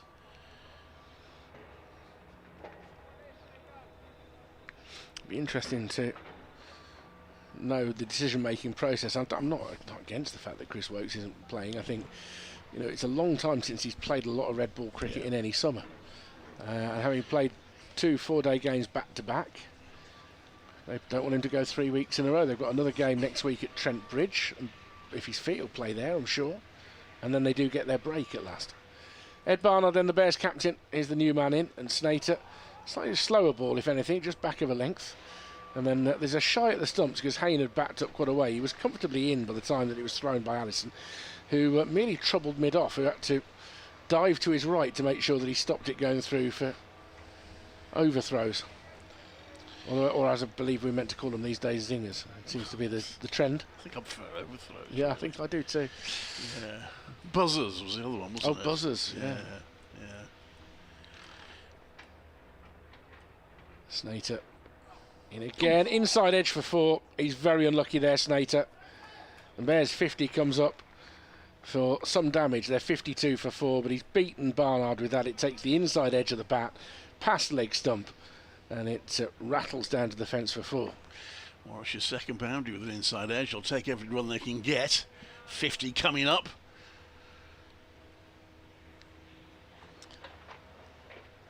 The ground staff have now moved into what I can only describe as meaningful positions around the hover cover. And if they think it's raining, by the way, it's going to rain. And that may well be the cloud that was being pointed out by one of the umpires 5 minutes ago. Have you seen what's coming? 50 up and 106 balls, by the way, for the record. 107 balls, because there's been 1 no ball, isn't there? Yeah. Snater dabbed into the offside by Barnard. Racing into field is Luke Benkenstein. If he's half the fielder his dad was, he'll be a very good fielder. A few hands in pockets now. The Essex field in contingent. No doubt some hand warmers in there. Listeners to Sport Extra are back with us. Welcome aboard. 52 for 4. Warwickshire and Essex have made the most of the bowling conditions. They've been excellent this morning. And Snater is in again to Barnard, who dabs it down towards point, and there's no run. The wickets to fall. Alex Davis, second ball of the day, but his first, nicked off to Jamie Porter to pepper for a duck. Dan Mosley was then dropped at third slip by Walter off the bowling of Cook. Robbie Yates was dismissed shortly afterwards. Walter holding on to one just above waist height to give Porter his second wicket. Yates gone for 8. Mosley's stay of execution didn't last too long. He was out for 10. Trapped LBW by Porter. Might have been slightly unfortunate with that decision. Looked like it might have struck him outside the line. And then Bo Webster, having already once come down the wicket, strangely, and getting an inside edge for 4, came down the wicket and left all 3 stumps available to Shane Snater. He may not have hit any of them. He certainly hit the bails because Webster was bowled for 14. So plenty of damage done after winning the toss here by Essex. I'm Richard Wilford, and this is Clive Eakin. Well, Sam Cook bowls, playing on the onside, there's no run. Cook as captain, of course, will be very happy there since he got 4 wickets, but he might be slightly irritated that he hasn't got one himself. This is his 7th over, only gone for 16 runs. But I feel these are good conditions for him to strike. Snater with that 1 wicket, got 5 when Essex last won here 2 seasons ago. They bowled Warwickshire out cheaply twice. That game lasted 5 sessions. Hopefully this one will last longer, but we'll see. In comes Cook to bowl with 3 slips in place, and that's a solid defensive shot from Hayne to the offside. Floodlights have been on for about an hour, and we do feel it's getting very close to that point. In fact, looking at the shadows coming off Cook as he comes back to his mark, we're getting dangerously close to that moment where the artificial light takes over. And certainly the flashing of the lights on some of the trucks and diggers on the building site would suggest the light's getting worse as well. That one is a play, but he just reared up on him light, slightly took 1 glove off the bat as he played that. It's all on the ground, safely enough to mid-wicket. Yeah, they're sort of advertising, I don't know what you call them. The LED yeah. advertising. That looking pretty bright, isn't it? Yeah. But Sadly for the company that are advertising there, I'm not going to mention them. No. However, it does look pretty bright. So And next to it is a nice one for a local university. I might mention that. yes. This next one from Cook to Hayne. Leaves it, nips back a little bit, but comfortably enough outside off stump for Hayne to leave. He's on 14, faced 46 balls now, Sam Hayne, trying to anchor this in. He's now got a batting partner who's also very capable of that in Ed Barnard. And these two probably be thinking they need to try and build a partnership just to take some of the edge out of the conditions. They have, in theory, 35 minutes to go to lunch, so we might get off earlier than that because of the conditions. Cook comes in to bowl and wraps Haynes. I think he got him on the glove there again. He takes one glove off the bat handle. As the ball rolls along the ground, there's a strangled shout, no appeal. He's put his body and his gloves on the line a bit, hasn't he, Sam Hayne, in a determination to get in line. He wants to make sure he gets something behind anything that's straight. Hasn't really played any shots in anger. A couple of nice strokes, but nothing aggressive or over positive. He's trying to bat long in difficult circumstances. Cook comes into him, last ball of the over, and that one's well wide. In fact, that's going to go for byes. Wicket-keeper Pepper dives in front of Slip, can't reach it, Slip can't react, and wasn't a million miles away from being wide. It was well wide of off stump, and it's 4 byes. Bonus runs for Warwickshire, who need everything they can get. 56 for 4 after 19 overs. The umpire has to decide who does he like more, Sam Cook or Michael Pepper, and he's decided it's not going on Sam Cook's figures, it's going on Michael Pepper's. Harsh, but that's the reality. 56 for 4. I mean, clearly that's not the decision he made, but that was very close to being a genuine wide. No doubt about it. Slater's going to continue. Just the 3 bowlers he's used. And again, Essex will be mindful of 2 things. In fact, is there going to be a change now? There is going to be a change. But they'll be mindful of a couple of things.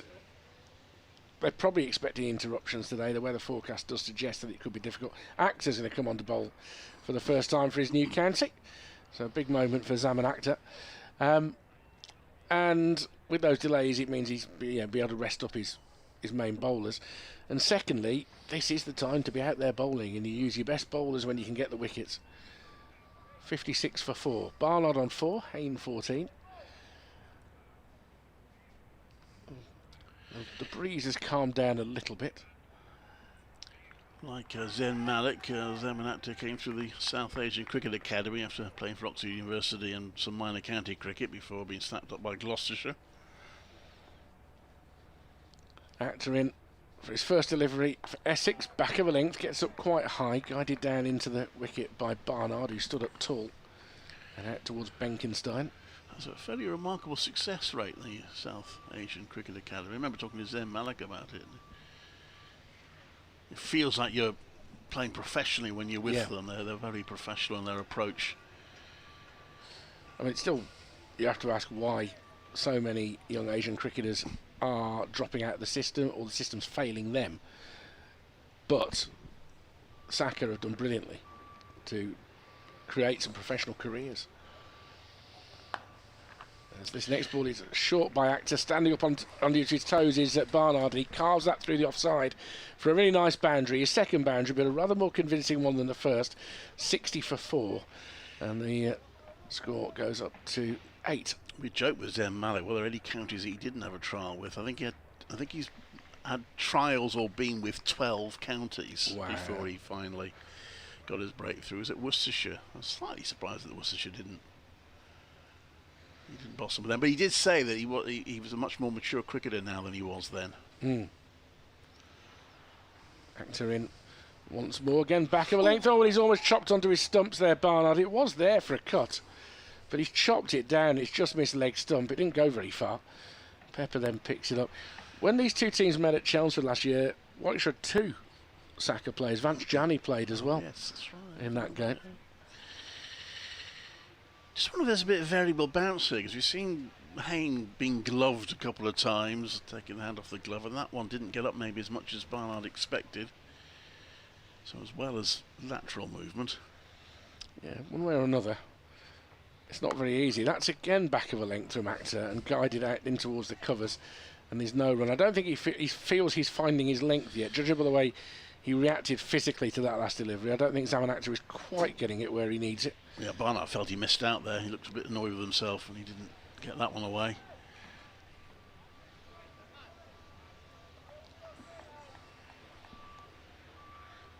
Spectators at the far end of the ground, it's fair to say, wrapped up pretty warm during this opening session. That one back of a length is outside off stump so far that Barnard isn't interested. It's taken in front of 1.5 slips by Pepper. And there's no run. Slightly becalmed moment of the game here. This is only the 20th over, by the way, so the over rate hasn't been special. 4 wickets down in that time. We're probably looking at most 27 overs before lunch if we get to one without an interruption. Square leg umpire keeps looking at the skies. Yeah, they're expecting something, aren't they? As Actor's next delivery. That's Fuller, and he's driven into the covers. A dive, but a miss from Benkenstein, but they'll only get a single because there's a man covering him behind him. I guess we're in early lunch territory now if they do come off. Yeah, I think we would be. If there's anything significant, then you would be looking at that sort of scenario. I can't make my mind up whether we need. I'm sure that we don't need a bit of rain in the West Midlands, but the garden's fairly dry this week. Yeah, there've been bits of rain around earlier in the week, haven't there? Yeah, it's been funny weather, isn't it? It's Well, the forecast for Hove last week was we were expecting rain on at least 3 of the 4 days, and we didn't get any. We got a slightly early finish on the first day for bad light, but you're going to get that in April. Well, at my home, which is a little way from here, not too far, as Cook comes into bowl to Barnard, who leaves it as though run. The other day, we had about 5 minutes of a ferocious thunderstorm, and then glorious sunshine. Don's due back in, isn't he? So, well, just shall I see off this over? I'll get Don back in. There's somebody else in the box now who I thought of 5 minutes ago, because you talked about Zen Malik having had a trial for 12 counties. I can think of somebody who wrote to pretty much every county to get an opportunity, and that's Andy Moles, who is in the box at the moment, friend of Don Topley, and of course friend of all Warwickshire supporters.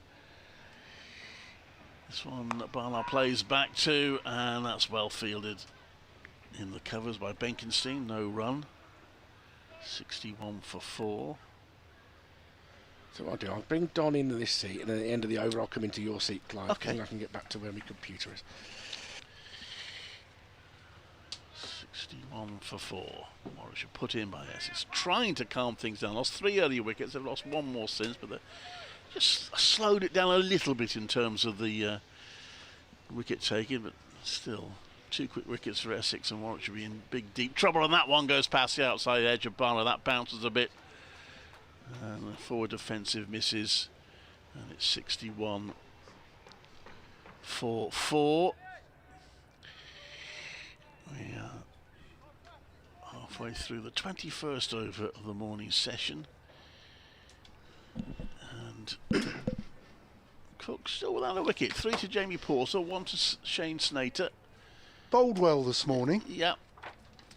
He comes into bowl to Barnard, and that one is run down. He's trying to run that down to third, Barnard, but he hasn't managed to get it past third slip. That'd be Walter there, diving to his right, 6'7" of him. A long way to go down, but he got a cross as well and prevented any runs.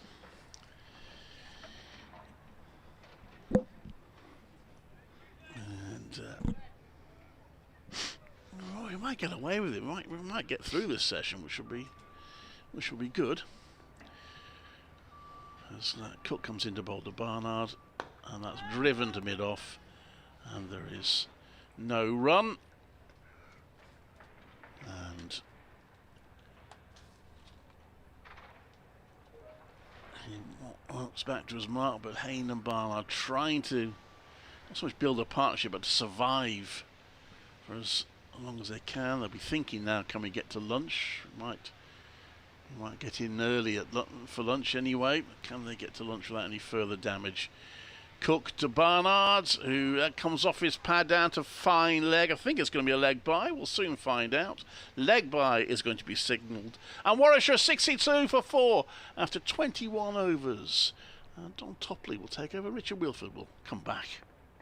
Thanks, Clive. Yeah, Essex have done well this morning, having won the toss. The first toss they've won this season so far. The other 2 games which they won in 3 days at Hampshire and then lost in 3 days to Somerset. Well, Essex have won the toss and done very well this morning. And Richard, you kindly introduced Andy Moles, and I'm sure there'll be an opportunity over the coming days where, if you would permit, I'd love to get Andy on the airwaves, because he's a great chap to talk to. He was a very, very talented opening batsman.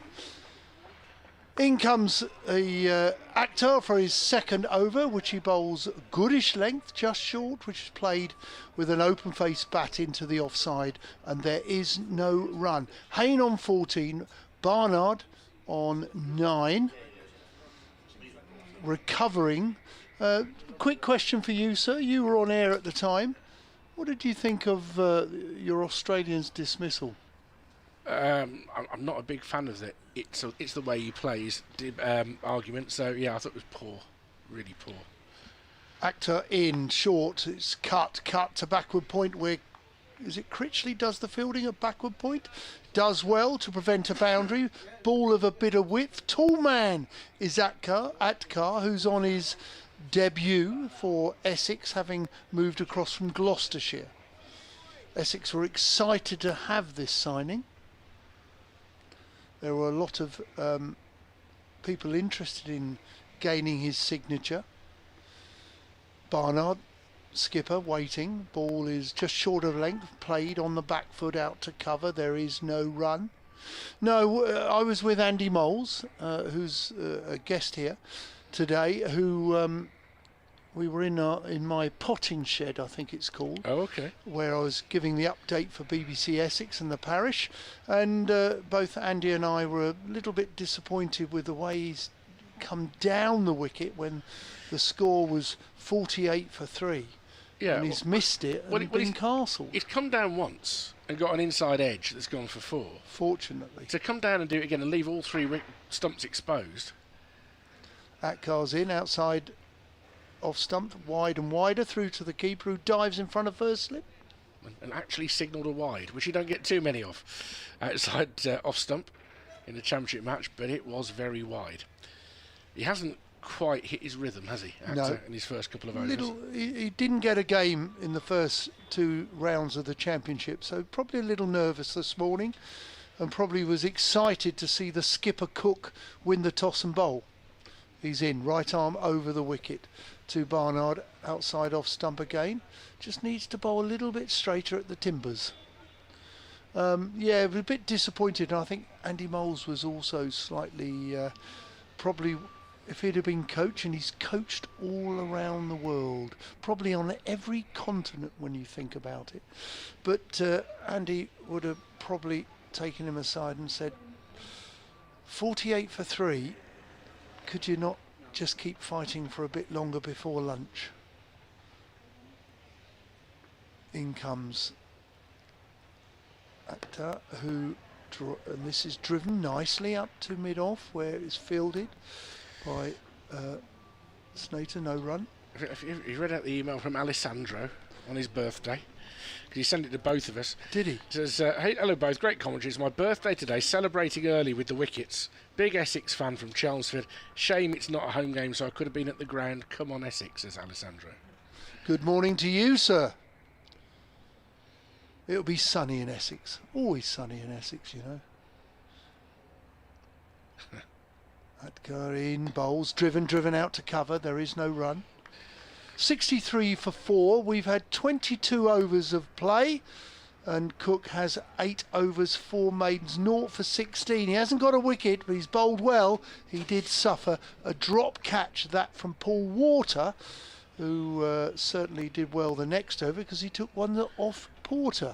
But Cook, the captain, has led from the front, bowled well. I remember some brilliantly selective rain at Chelmsford last year when the game was going to be heading towards a draw. And Victoria and I were commentating, and about 2 o'clock it started raining. It rained for about 15-20 minutes, at which point the umpires were very quick to say, that'll do. That'll do for that'll do for this match. And yeah, by the time we were leaving the ground, it was drying up again. But Yeah. a little bit of common sense prevailed. Let's put it that way. People don't realise Essex and Suffolk are probably 2 of the driest counties in Britain. It's because we can't get to them. As Cook comes in to bowl to Hayne, and down onto the pads of Hayne, I think probably will be a leg by down to long leg. In fact, Hayne's going to push for a second, and comes through comfortably. 65 for 4. With those leg buys, Hayne remains on 14, Barnard on 9. Adam Newton, also in touch on the email, says expected big things from Warwickshire this season. Seems though the top order may be a weak point. Davis hasn't scored runs for a while now consistently. Bowling unit would have been better with OHD in it, says Adam. Top order has certainly struggled in the last 2 games against the new ball. Coming forward is Hayne in defence. The game against Sussex, both teams were losing 4 wickets minimum to the new ball until the final innings, where Sussex managed to get through only 3 down, and that made a big difference to them. But at this time of year you often see a discrepancy between how you do against the new ball and the rest of the day. It's getting through those first 30 overs, Don, that's everything at this time of year. Yeah, definitely. Hayne on 14 awaits the approach of Cook once more. Comes forward, steers it towards backward point, and there's no run. Interestingly, you talk about the rest and rotation of bowlers. Wokes not playing here. He's left out as a veteran, where the veteran left arm is playing for you. You know, you got someone like Andy Moles who's coached everywhere. The thinking sometimes is bowlers don't like being rested and rotated because they like to stay in rhythm, but you're trying to protect the body as well. Cook in to Hayne. This time just pushes it in towards the leg side, and Allison does the fielding. I've got a... It's interesting, I'll say it, and I don't know if Andy's listening, but we were so lucky to play in that era of the 80s and 90s, so lucky. It was a great era for county championship cricket, but there were some very decent bowlers who weren't necessarily athletic, and you know, today's tall 6'8" guys are athletes. Oh, it's a good ball angled across from Cook, and Hayne tries to snatch his bat inside the line. Whether he did that in time is a moot point, but lovely line. 2 giants of yesteryear that Molesey would have faced, and you will have commentated or remember in your youth. Say Angus Fraser, what a fantastic bowler, what a talented bowler, but you wouldn't call him an athlete. No. Then you had Derek Pringle, who was a cracking cricketer, a miserly talented bowler, could bat, but he wasn't athletic.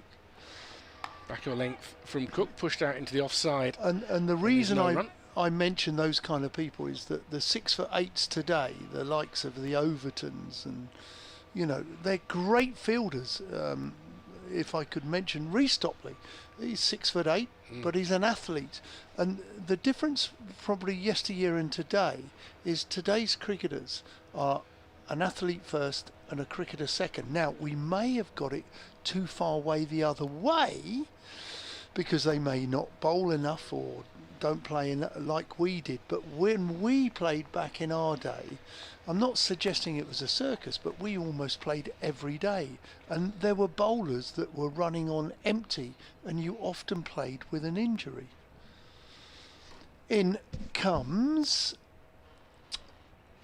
Atka, who bowls, and it goes through to the keeper, not quite bowling as straight as he would wish, or Essex indeed.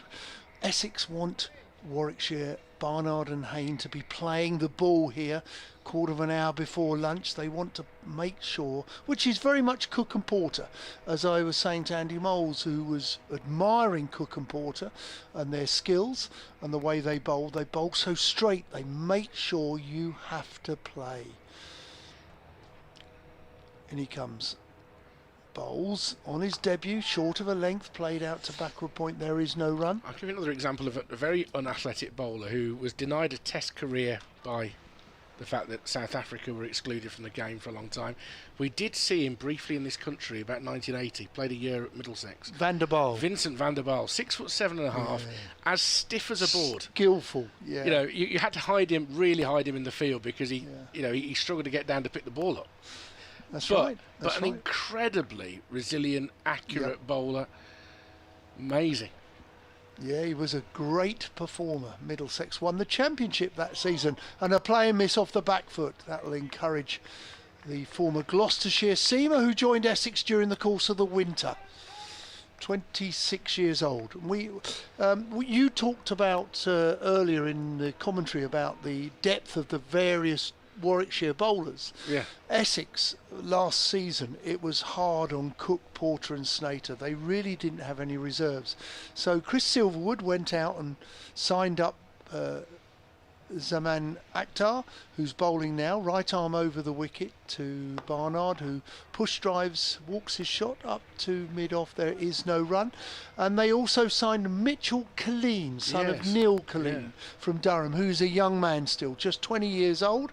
I'm sure he's excited about joining Essex and Chris Silverwood, because Chris Silverwood, I honestly do believe, is one of the best bowling coaches around.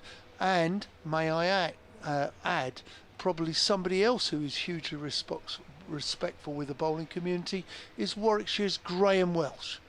Great swing bowling, and there's an LBW shout, but the umpire has given him late, and that's the first Essex wicket for the debutant, which is Zaman Akhtar, who has joined Essex, and he's got Barnard, the captain, LBW for the pricely sum of 9, and Warwickshire now are 65 for 5.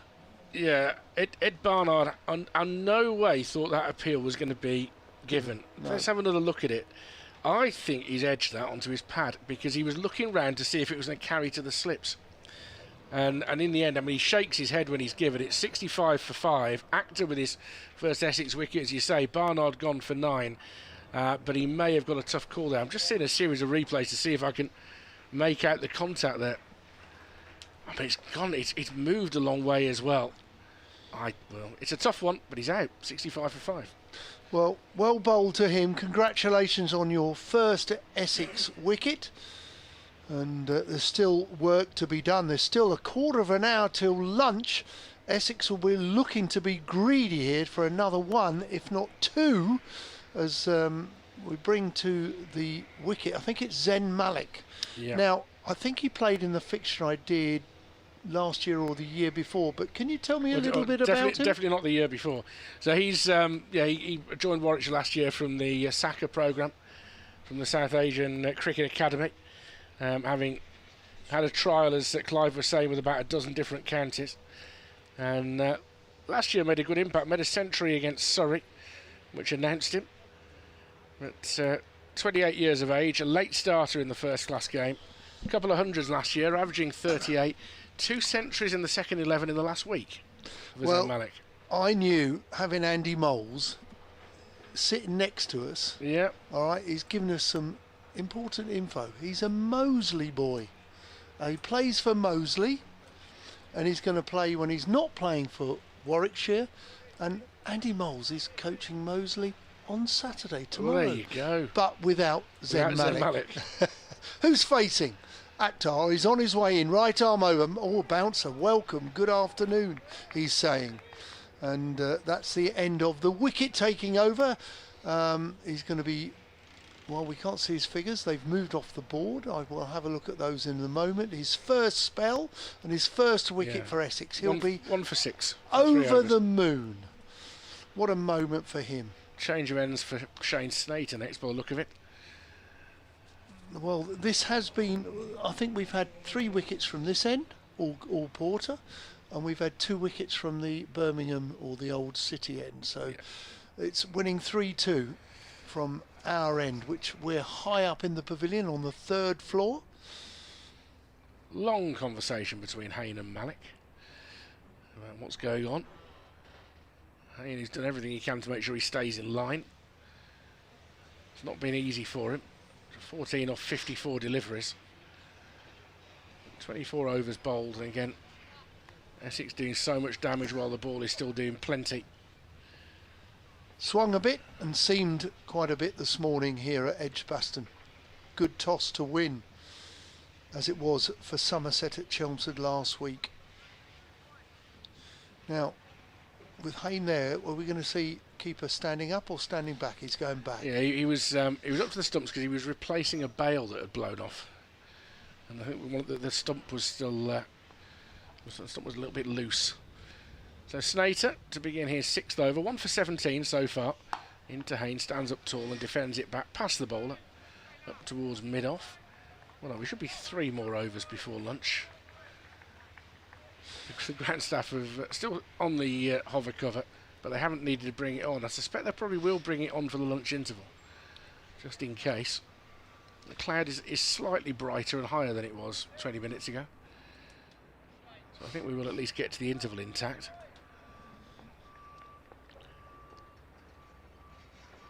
Snater, shortest of the seamers, back of a length and defended out into the offside. Tumbling stop there from Benkenstein, and it remains 65 for 5. Snater is a cousin of Jason Roy. There you go. Small world, isn't it? It is. He made his trip to the England via Ryan Tenderscarter, and played for Holland, Netherlands, and Herald from Zimbabwe, and of course probably is known by the Essex bowling coach. In once more, left alone outside off stump. That was a little bit shorter from Snater, fairly innocuous through to the keeper. Not particularly of world fame.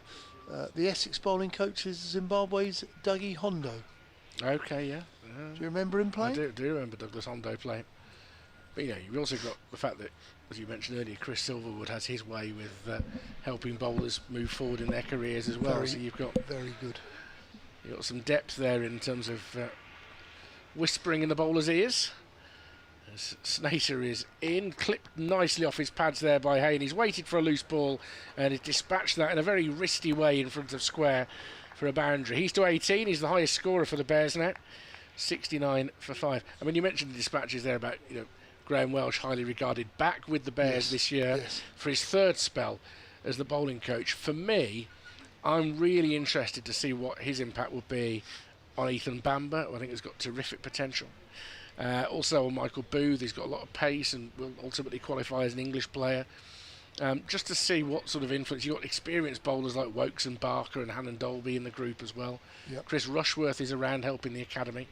There's a lot of voices to be heard here as Hayne awaits the next delivery and just guides it down into the leg side for no run. And before Chris Silverwood, Graham Welsh was Essex's bowling coach. He did indeed have vastly respected, probably known on the circuit as one of the great swing bowling coaches. And that was his thing. He was a very fine swing bowler. Actually, at one point he found himself being very effective opening bat as well. But, is that right? Yeah, there was a spell of it. I mean, finding the perfect partner for Andy Moles at times. They went down some different road. Paul Smith had a wonderful run with Andy Moles. Yeah. Who was your first opener? Paul Smith, was it? Yeah. We might catch up with him in Birmingham. Snater in to bowl to Hayne, off the back foot, smashes that through, point for 4. Just dropped that one short, Snater, pulled it down. It's a very rare loose delivery from Essex this morning, but 2 boundaries in the over. Hayne to 22, 73 for 5. A couple more overs available before the lunch interval. Well, that was gift wrapped with a Easter bow on it, birthday message as well, Christmas all wrapped in one. That was a delicious delivery to Have you not eaten all your Easter eggs yet? Is Easter still on your mind? What? No, just. So you finished them yet? Yeah, I didn't have too many. I'm trying to keep my sugars down. My wife's in a bad mood, and happily it's not my fault, but she had a big bag of Is that unusual? No. She had a big bag of mini eggs that she was really looking forward to. And then when my daughter went back to university, she took them with her. And so, Really? and then passed them on to one of her friends. So it's mithering Mrs. W, that is. Well, would she give away a last Rolo? There are other chocolates available as well. In comes Akhtar, bowled short of a length, outside off stump, left alone by Malik. Very sensible, watchful cricket there with just 5 minutes to lunch. She would give me a last Rolo, but I wouldn't accept it because I'd insist that she ate it. Oh. Been together a long time now. I don't want to mess it up at this point. No, that's right. We're going to do our 30th anniversary this year, so I consider that a good shift. That is. Very good. Well, you're obviously doing something very special for her.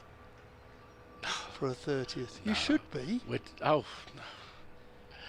too tired for that. I'm trying, Mrs. Wilford. As Akhtar's in, a good delivery. Does drag him forward this time. Slightly fuller. Good delivery. A little bit more pace in that. A little bit more confident as well, perhaps since taking his first Essex wicket. Yeah, it took him a couple of overs, didn't it, to get into any sort of rhythm. He would have been nervous. You are nervous on your debut because you want to show your new teammates that you can contribute. So, come on, bear with him. He'll get there. When you look at the quality of this seam attack as well, that's an even bigger thing to achieve, isn't it? To show that you belong. Yes. In he comes at the crease, bowls short of a length. Malik, who's not particularly the tallest, goes back, plays with a straight bat. He would have impressed his club coach Andy Moles then.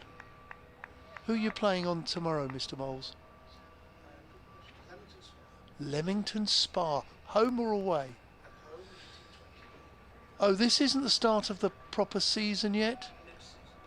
Next weekend is. So it's a T20, bit of a T20 warm-up game. Is it? Oh, it's a trophy game. Okay. Akhtar in, right arm over the wicket, bowls, clipped off his pads into mid-wicket. There is no run. It's the start of the East Anglian Premier season in sort of Essex, Suffolk and Norfolk and Cambridgeshire tomorrow. Very good. Yeah, it is the start, and There's some beautiful grounds. there are very much so. Yeah. When you, oh gosh, I'm trying to think. Frinton, you've got a variety of grounds in Norfolk, Suffolk, Cambridgeshire. Cambridgeshire have won the Premiership for the last couple of years. This is driven, but off the inside edge into his foot, into the offside. No chance of a dismissal nor a run. 73 for 5 with a couple of minutes till lunch. I think like last time you were down, I mentioned sort of how you went on holidays places you wouldn't necessarily do in the sort of lockdown, post-lockdown era. And we had a week around sort of what I would consider the Shotley Peninsula. Yes.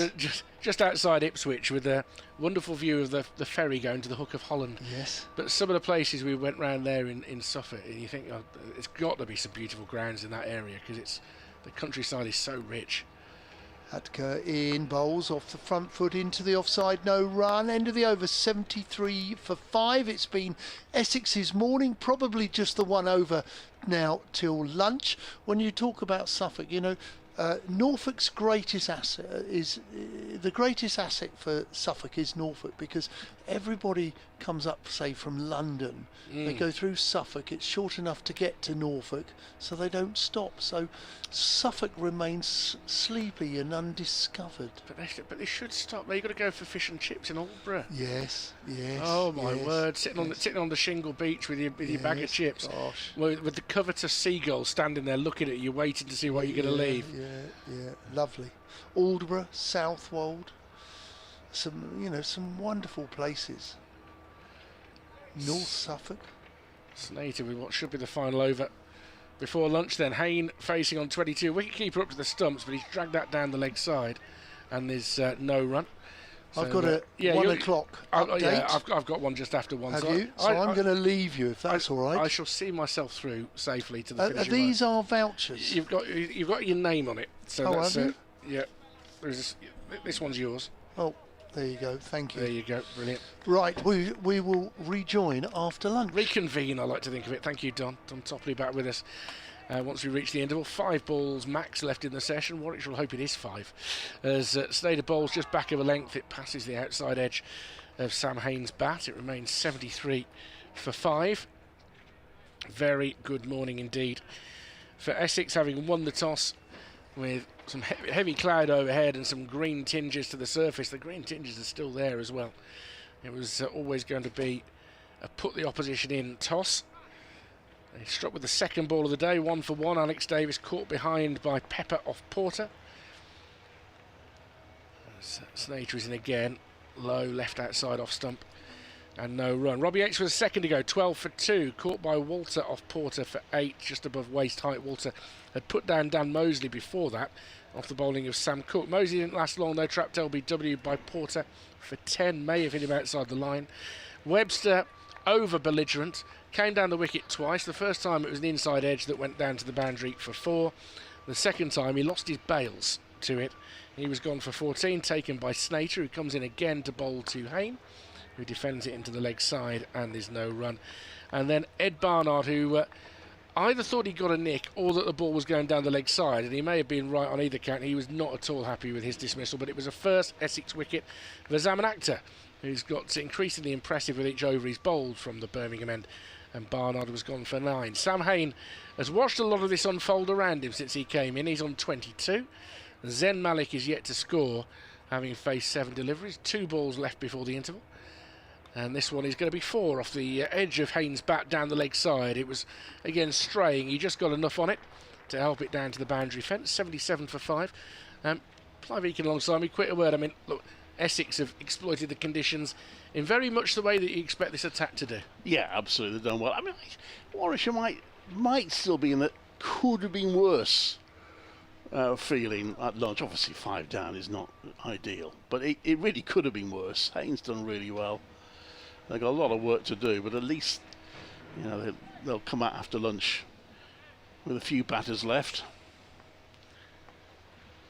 Snater approaches for the final time in this session to Hayne. It turned him round a bit. It's going to squirt inside point for a single. So Hayne 27, Warwickshire will be 78 for 5 at lunch. The weather has held off. The cloud has got a bit higher for now. But absolutely Essex's session. And just again, the wonderment at bowlers like Porter, who's taken 3 wickets, Cook, who's been luckless. But, you know, so little England recognition for them. But you know you can rely on them in these conditions to do what they've done. I mean, Porter does it time and time again. I've never quite understood why he's not had more recognition. But remarkable, we got the full session in. That's a big positive from this morning. And as we suspected they would, they are going to bring the hover cover straight on at this point as well. So just to make sure in case anything happens during the interval. So Clive, Don and myself, we will be back with you after the interval. With play resuming around 1:40. I've done ever so well. I've not coughed all morning, and then I've done it there. Play will resume around 1:40, weather permitting, with Warwickshire on 78 for 5.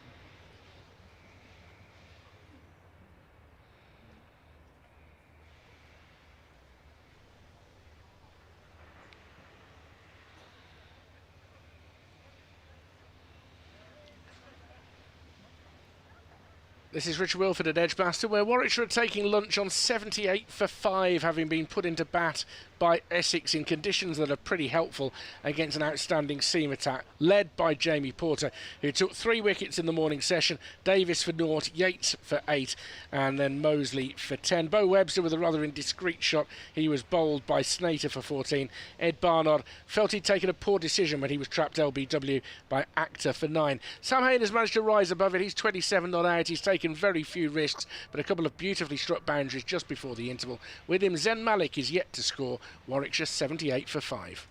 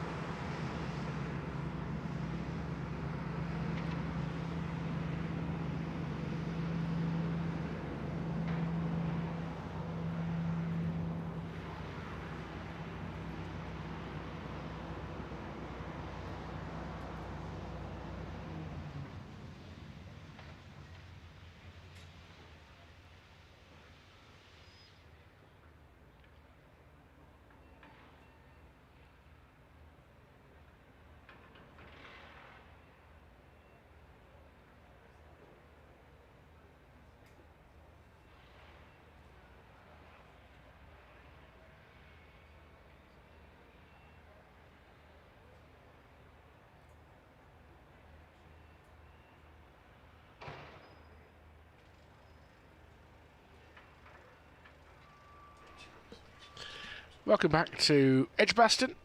Those you're listening on Sports Extra 3 and via the BBC Cricket website. I'm Richard Wilford, alongside me Clive Eakin. Don Topley will be back with us very, very shortly. 78 for 5 Warwickshire will be when they resume. The ground staff have just taken the hover cover off it. Sat nestled 2 strips away from the wicket for this match throughout the luncheon interval. But it's fair to say there are some pretty murky clouds on the way. The chance of rain tops 90% after 3 o'clock. So it's going to be interesting to see how much cricket we get. Don has emerged, and I just mentioned 2 o'clock. We'll come back in, he's coming back in at 2 o'clock. He's good. He's good. We're all fed. Everybody's happy. I hope you took that too, though, in the spirit that it was meant. I made sure I did it the right way round. I've got 2 old Warwickshire players. Always got to see me. Not Jason Ratcliffe. Oh, Jason. Oh, Jason Ratcliffe's here. Agent to the stars. These days. Well, they're surrounding Don Topley like bees around pollen today. Well put. It was an interesting morning session, wasn't it? Obviously, a very good session for Essex. Warwickshire trying to survive. He lost those early 3 wickets, rather gave away the 4th and then battled. Just lost Ed Barnard, but Haynes still there. Interestingly, gave away the 4th. That's Bo Webster coming down the wicket, leaving all 3 stumps available and seeing them get hit. If I can find it, Robert Jackson has sent an email. You can send to wm.sport@bbc.co.uk. Robert says, I have no problem with Webster's shot. Great bowling conditions, one of the best new ball bowling attacks in the country, 3 wickets falling quickly, plus a drop catch and a bunch more LBW appeals. Attacking to score runs quickly is a decent option. The only problem is when it doesn't work, it looks so much more ugly than propping forward and edging to slip. Well, that's fair, and we did say that he felt while he was out there he needed to score runs quickly, but I just think leaving all 3 stumps exposed twice, even allowing for attacking shots. If he was just coming down the wicket, it'd be one thing, but he was also backing away. Yeah. I don't know. Not for me, but the way you put it, Robert, is actually a very valid alternative view. Go on. Actor has got his first wicket for Essex this morning. He bowls to Hayne, who plays up to mid-on, slightly over pitch. Hayne doesn't really dig it out, displays it safely to mid-on. Hayne on 27, he's now faced 67 balls. I say young Zen Malik, he's young in cricketing terms. And on strikers end, 3 slips in place. They had 4 for much of the morning, but by the end of it they were down to 3. We've seen 2 chances go to 3rd slip, but nothing's gone wide of there. This one is left by Hayne, nips back a little bit. No run. 78 for 5. Warwickshire, who are still looking for their first win of the season. I mean, not quite managed to finish Surrey off here and drawing that and then losing a close game against Sussex. Yeah, there were several sliding door moments there that Ian Westwood talked about afterwards. That it was a game they could well have won. Yeah. This next one, Hayne plays to mid-off, there's no run. Yeah, just following the game, the pendulum didn't half. It was well oiled, didn't it? It swung back and forth. It was unbelievable, the way that it swayed to and fro. Excellent innings from Daniel Hughes, and then Jack Leaning and Tom Price did brilliantly well. And they needed a bit of fortune, but you then put that near miss behind you and get on with the job. They did that really effectively. Hayne lets that one go. 78 for 5. Tom Topley was talking about how when something like Zaman Akhtar, you want to make a real impression on your new teammates, and that was very much what Jack Leaning had in mind. He'd missed out in his first 3 innings with his new county, and you could see how annoyed he was with the way that he got out in the first innings, walking into a defensive shot and nicking off. So you could see him working on that. You could see him working on just occupying time, making sure the ball got soft, and then he reaped the rewards. It was a wonderful match-winning innings from him. Hayne lets that one go outside off stump. A little bit of bounce. Wicketkeeper Pepper has moved sharply to the right. He's had to work quite hard behind the stumps. Pepper has been docked 4 by, so one where he dived full length and couldn't reach.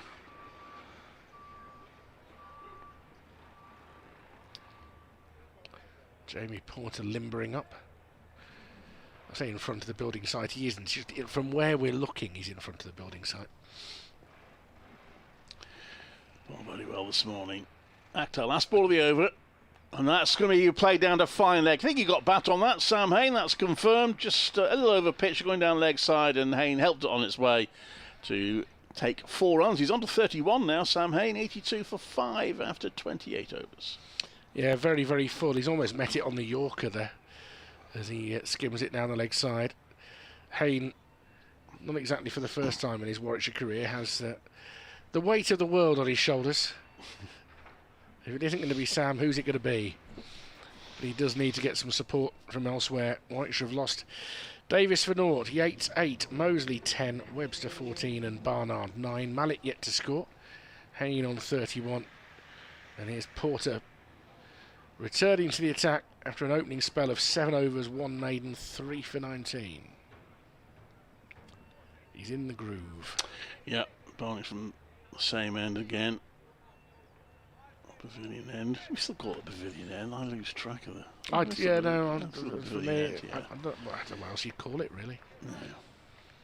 I mean, it's big for a pavilion, isn't it? But Yes, it is. So Porter coming in for his first ball since that opening hour into Malik, who steers him towards mid-wicket. Picked up there by Allison, who's been quite busy. And there's no run.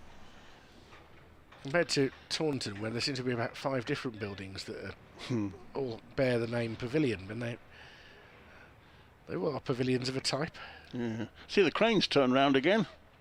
Yes, that's what they do, Clive. They pick things up and move them. He's turning it now. He's got a great view of the cricket now, the driver. Bit high, isn't it?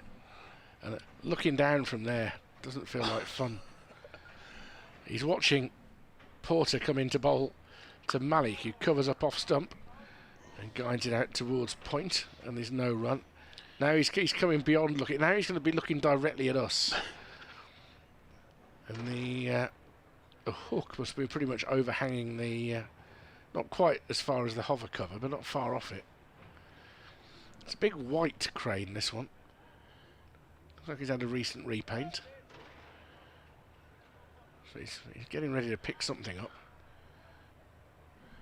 The light gets a bit gloomy. The floodlights have been on since about 11:25 today.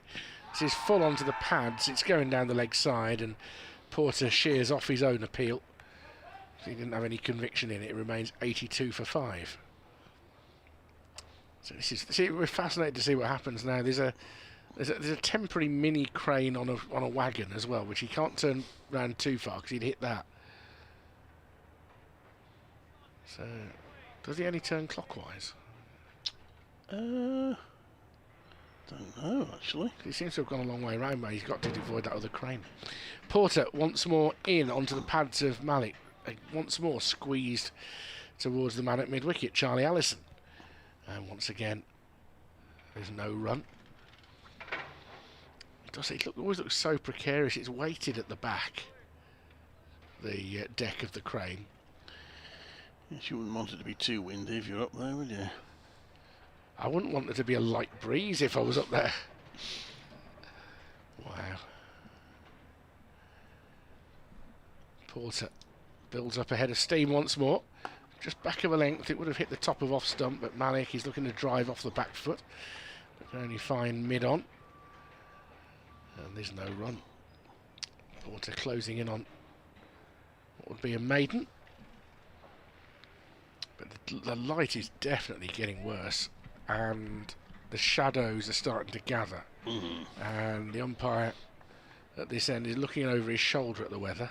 I think is it Ben Debenham at this end? And then looks at his colleague, who isn't looking at him. Final ball of the over. Full outside off stump. Malik will be off the mark here. He's managed to guide it down towards third, and I think the ball is going to win the race. So off the mark with a boundary. The second of the session, 86 for 5, Warwickshire, after 29 overs. And Porter deprived of a maiden with that final delivery. It does strike me that one umpire is slightly more concerned about the light than the other right now, but he's wandered towards mid-wicket, and I think he would like a word with the He's got the he's got a walkie-talkie on at the moment. They haven't had the light messages. meters. Sorry, they haven't had the light meters out yet, have they? Or have I missed that? I haven't seen No.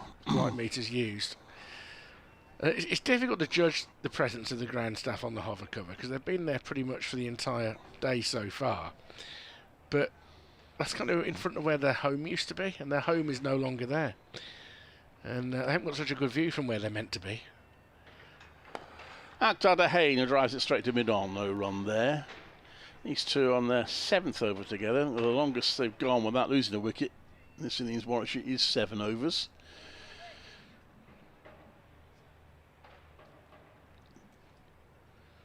It's understandably fairly slow scoring, less than 3 and over. With away number 5 on his back. Don't know whether he was number 5 at Gloucestershire or not. Comes into bowl, right arm over. And that's short, and Hayne leans back and hits it away, but straight to cover. And doesn't get a run. Yeah, he'll be annoyed at that, won't he? He would have anticipated getting some value out of that shot. The gentleman who always sits in the back row between number 24 and number 25 in the Hollies is in position. The world is therefore on as even a keel as we can possibly manage at the moment. Yeah, it's not too many people in the public seats. The lunch area was pretty busy. A lot of people around. That's played to square leg by Hayne. He will get a couple of runs this time. And he ambles through for the second.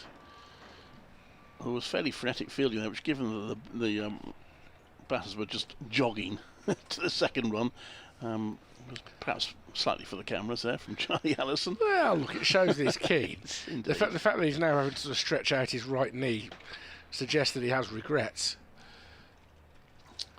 Yes, he's just leaning on his knee. I hope he hasn't done any significant damage. Where he slid is on the strips that we used pre-season and now used for bowlers warm-ups. It's a bit rough over there. In comes Akhtar. Hayne, ooh, bit of a loose swing at that one. It was shortish, wide of off stump. Could have left it, thought it was there to be hit, but missed it completely. Yeah, he's playing it entirely with his eye there because the back foot's not getting across. And it was getting wider. Couldn't reach it in the end. She said Malik came down the track maybe just to say to Hayne what he thought the ball did there. Yeah, you missed it, Sam. Yeah, no, I get that. This one is left this time. This is bat held high in the air in classic leave mode. It's not a dissimilar shape of delivery. It probably started a little bit wider than the previous one. But he was in no doubt about leaving it.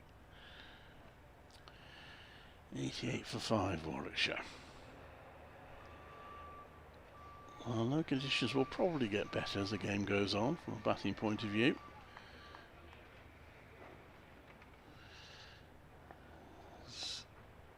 In comes Akhtar. Last ball of the over. And that's left again by Hayes. Slightly later decision by him. That leaves it a few oohs and ahs. I'm not sure they were really needed.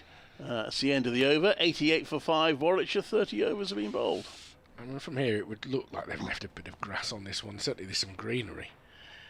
So it's going to be potentially quite lively for the first couple of days. In the other match in Division 1, Hampshire 119 for 5 against Somerset. 2 wickets for Lewis Gregory. Albert made 42. Lehman is 34 not out. In Division 2, Gloucestershire 85 for 2 against Lancashire. Charlesworth 26 not out. Ollie Price made 35. Balderson with the 1 wicket taken by a bowler. And Middlesex 126 for 4 at Northampton. Recovery of sorts. Deploy made 51. Geddes is 48 not out. As Porter bowls to Malik, who's well forward. Kills the ball. It rolls up towards mid-on. And there's no run. So 10 teams having a rest this week. Another bunch of teams having a rest next week. Not Warwickshire. They've got to Nottingham. Yeah, it's quite a heavy schedule, isn't it? Early season for them. And then everybody has a heavy schedule in August and September. Yeah. It's pretty brutal, the tail end of the season. Porter into Malik once more. Got a high bat as the bowler approaches. on the diagonal up towards his, or away from his ear, but up to ear height. And he comes down and just pushes the ball back up towards mid-on again. Yes, Warwickshire obviously preparing for that heavy schedule. It's rotated. Gilchrist, Booth and Wokes all rotated at various times. Right, so, and Barker coming in for this one, for his first appearance in 8 years for the Bears. As this is just back of a length, pushing outside off stump and dabbing it down towards point is Malik. Didn't expect to see Keith Barker back here. No. He loved his time at Edgbaston. He was a reluctant departure, but there were reasons that he felt that he had to back himself longer. I've got a theory on that. I do think there was a communication breakdown between county and player at the time. That was the impression I got at the time. I think there's an element of that to the story for sure. Porter, Fuller, driven. No timing up to mid-off. I think Keith Barker wasn't convinced he was really wanted, when in fact he was, but they didn't offer him anything until quite belatedly, and meanwhile Hampshire came in. She said, well, if I'm not really wanted here, I'll go where I am wanted. But I think Warwickshire were maybe caught slightly unawares by that at the time. What a trio Barker, Abbott and Abbas became for a few years. Yeah. Wow. Only one now still at Hampshire. And Malik awaits Porter once more. He's driven off the outer half of the bat, pretty much a leading edge. It goes up to mid-off, fielded by Snater. And there's no run. But yeah, it's going to be interesting to see him back. As mentioned to Don Topper, he's got the number 13 again, which I've always assumed, I never asked him, but I always assume that's because it looks like a B on his back. Could be that. I think he has the 1 and 3 quite close together. I wonder what his squad number was at Rochdale when he was playing football. Porter in with the final ball of his 9th over, and Malik defends. This time does afford him the chance to have a maiden over. 88 for 5 after 31 overs. Warwickshire. Quite slow going since lunch. But Warwickshire still intact. That's 88 for 5. I notice these two counties meet tomorrow in the Women's One Day Cup at Chelmsford. Essex taking on Warwickshire. Warwickshire making records in the first game. First game, wasn't it? Second game. They got a record score, but then rained off. It got rained off at the halfway point. Having conceded a similar score to Surrey in their first game, which I think they were well beaten in that one. Actor continuing from the Birmingham end. 3 slips still in place, and Hayne just moves slightly across and turns that down to wide square leg for a single, and he moves on to 34. Looking to build, Sam Hayne just removes his helmet, mops his brow. Can't be heat. Maybe just effort. His body does ask him questions these days when he's out there.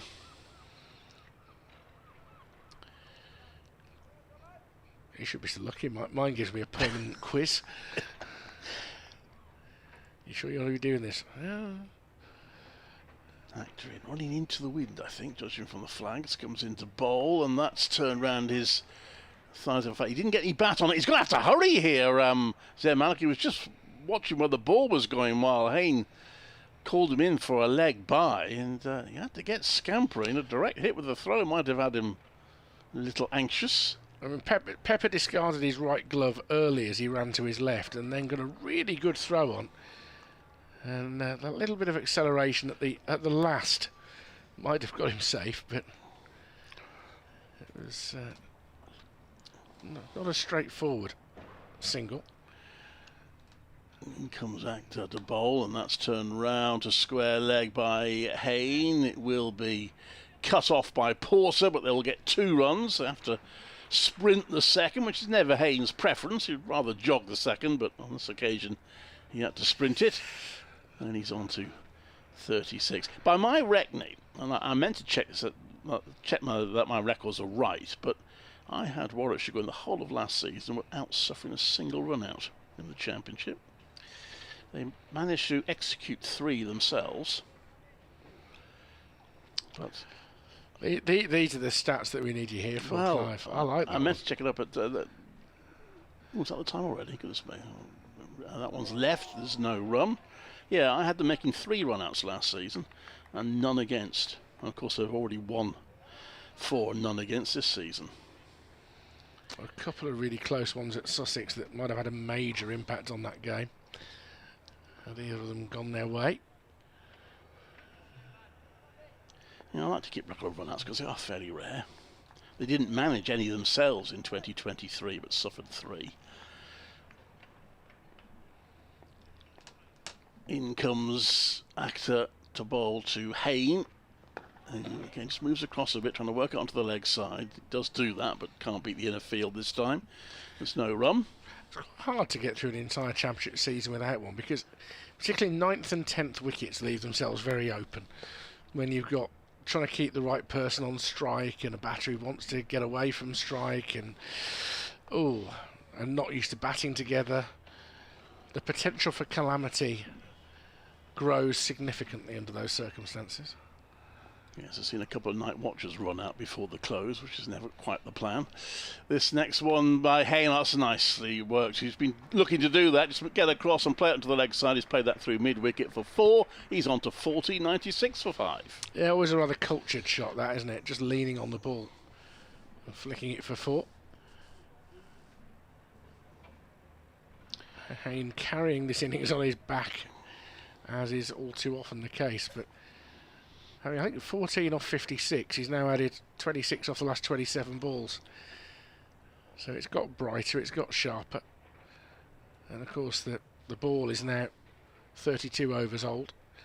Won't be soft yet, but it's getting a little bit softer. The cloud for a moment has gone a bit higher again. There's, I would suggest, just to the left of the city centre, to the west. I suspect there is a bit of rain that has passed this area now. It does look like it might be raining up there. Got an update to do in just under a minute's time for BBC Radio WM. BBC commentary in Warwickshire. Non Topley from BBC Essex will be back with us shortly. As Porter comes in, striving for his 4th wicket, and he'll appeal here, and that is going to be out. Malik has gone for 4, and that was one of those appeals. It wasn't loud and vigorous because he just knew it was out, I think. It looked pretty straight. I kept pretty low as well, didn't it? Yeah. 4 for Porter.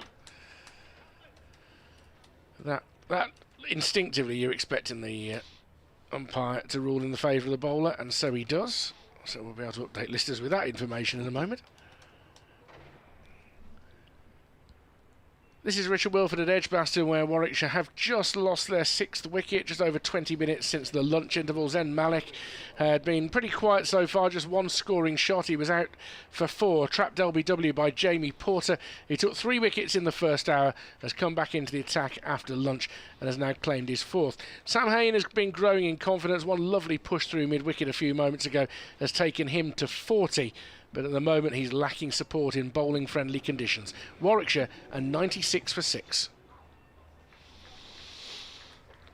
Nice summary as Jordan Thompson comes out. So he must walk quite a long way back to the pavilion for a... What's he wanted? Is he getting a drink or a... Well, he was sort of popping a pill? Or? Hotter and sweatier than we might have thought earlier. Whether he's... worrying about some cramping or what, I don't know. Whether he's not 100% happy with life. But, he's batting very nicely, and he is standing out in terms of his quality against this exceptional attack. 30 years of age now, a father. Remember meeting his other half and the child last year, asking how he's getting on as a dad, and she laughed. I think effectively she's got 2 kids. He's very doting, but not necessarily the most practical. But congrats to him, and congrats to Ollie Han and Dolby as well, and Kirsty on the birth of their first child over the course of the winter. Ollie might be slightly more practical. I was about to say that. I imagine he'd be, he'll be getting stuck in there. Yeah. He's had years of looking after a dog. Here's Porter in. Another appeal for LBW, but that looked like it was going down the leg side. So, decision not given. Umpire turned it down pretty quickly, judging from the shake of his head. Yeah. At the end of the over, I'll make way for Don. As I note the ground staff are now circling the hover cover. Yes, it sounds like a ritual from yeah, jungle. yeah. In a moment, they're going to start their incantations and start shaking their bells. But they are now spread out and adjusting the hoses as well. Porter comes into bowl to Jordan Thompson, turns him towards mid-wicket. Picked up there once again by the very busy Allison. Well, it's when they want to attract the attention of the umpires and start revving the engine that you know. You haven't got yeah. Where they're standing now suggests rain may be imminent. When they start revving the engine, it suggests that the hover cover's getting wet. Well, we've done well to get this much. Let's hope if there is an interruption isn't too long. Crucial for Warwickshire to survive without any further damage. Porter in to Thompson. Guide off the back foot for 4. Played that quite deliberately through third. Once it avoided point, it was going to the fence. The Warwickshire 100 is up off, 197 balls? Well worked out. I'm sure that's right. I'll double check a minute. That means the second 50 came in 90 balls. There we go. And it feels like it's been quicker. I mean, Hayne has played with slightly more freedom, hasn't he? Thompson, who's got started in all 3 of his innings for the Bears. Hold out twice when he was in with 10 and 11 at Hove, when he might have played a little bit more sensibly. But he's got an opportunity here to bat. Faces Porter down the leg side past his hip tumbling take by Michael Pepper. I'll make it 203 balls. Been 1 no ball, isn't there? Yeah, but that's 180 plus 2, 192 plus 4, 196 plus a no ball, 197. I'm sticking with my numbers. You've done 33 times 6 plus 5, and it should be 32 times 6 plus 5. Yeah. I hate to have a tiff. No, that's fine. Porter into Thompson, who defends down the wicket. It's 100 for 6. As I say, it's 197 balls. Don Topley will be back in a moment after a few more words from Rachel Riley. Yes, thank you for that. Yeah, not much chance of that. So lost 2 wickets for the second 50. So they've dug in a little bit.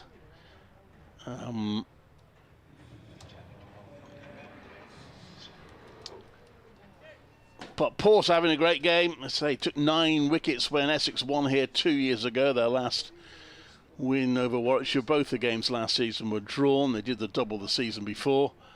Porter took 9 wickets here in that match, 6 in the second innings. And he is... You're complaining about something, Don, something not working technically. I'm having a small problem with the computer emails. Oh dear.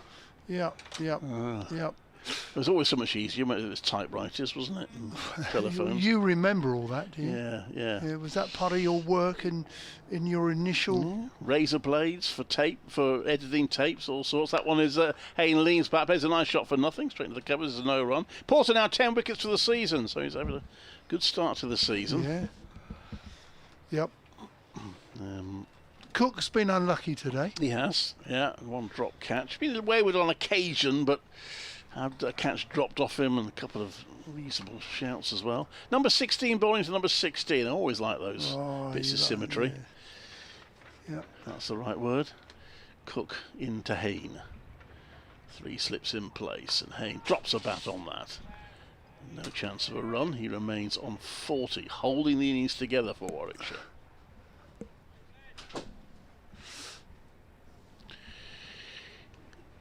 And, well, we're expecting the rain to come any moment.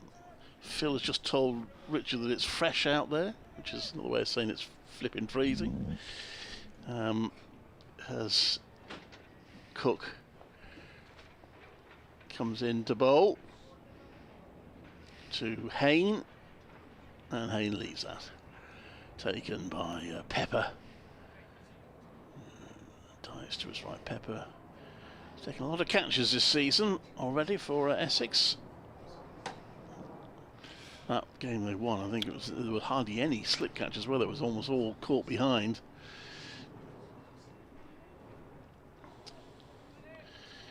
Warwickshire will feel, what can they get to? 200 looks a long way off at the moment. Oh, and that's beaten Haynes outside edge. Haynes looked pretty solid of late, but he just shrugged his shoulders there and said, what can I do? I clearly felt that ball just did too much for him to have any realistic chance of either leaving or getting the middle of the bat on it.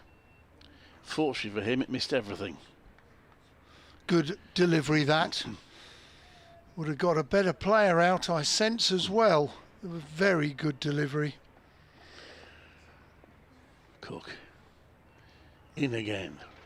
The ball. And Hayne leans back. Well, he just having bowled a really good delivery. Ball's a little bit of a loose one, and Hayne takes full advantage. It was short and wide, and he's crashed it through the covers.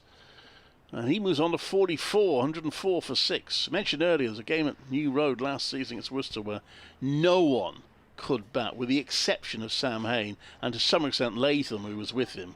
Latham was particularly good at leaving on that occasion, but Hayne was the only one who was able to bat with any authority in that match in those conditions. And he's again dominating this Warwickshire innings. He runs that one to the offside, wants a quick single, realises it's not to be had, so he raises his hand and tells Jordan Thompson not to come through. End of the over. Well, next over, Cook beating the bat of Sam Hayne with a lovely delivery, but then being hit for 4 for next ball. Haynes on 44, 104 for 6. We've had 34 overs. Well, whilst we can't receive a few emails, what we can receive is Twitter, and I've received a few, and messages, which is always good to hear. And we've got a Surrey chap listening in. That is allowed. That is allowed, isn't it? I think we'll check with the committee, but I think that's allowed. He said the wicket looks very different to the one Surrey had a couple of weeks ago. This is Rumblepants, WG Rumblepants on Twitter.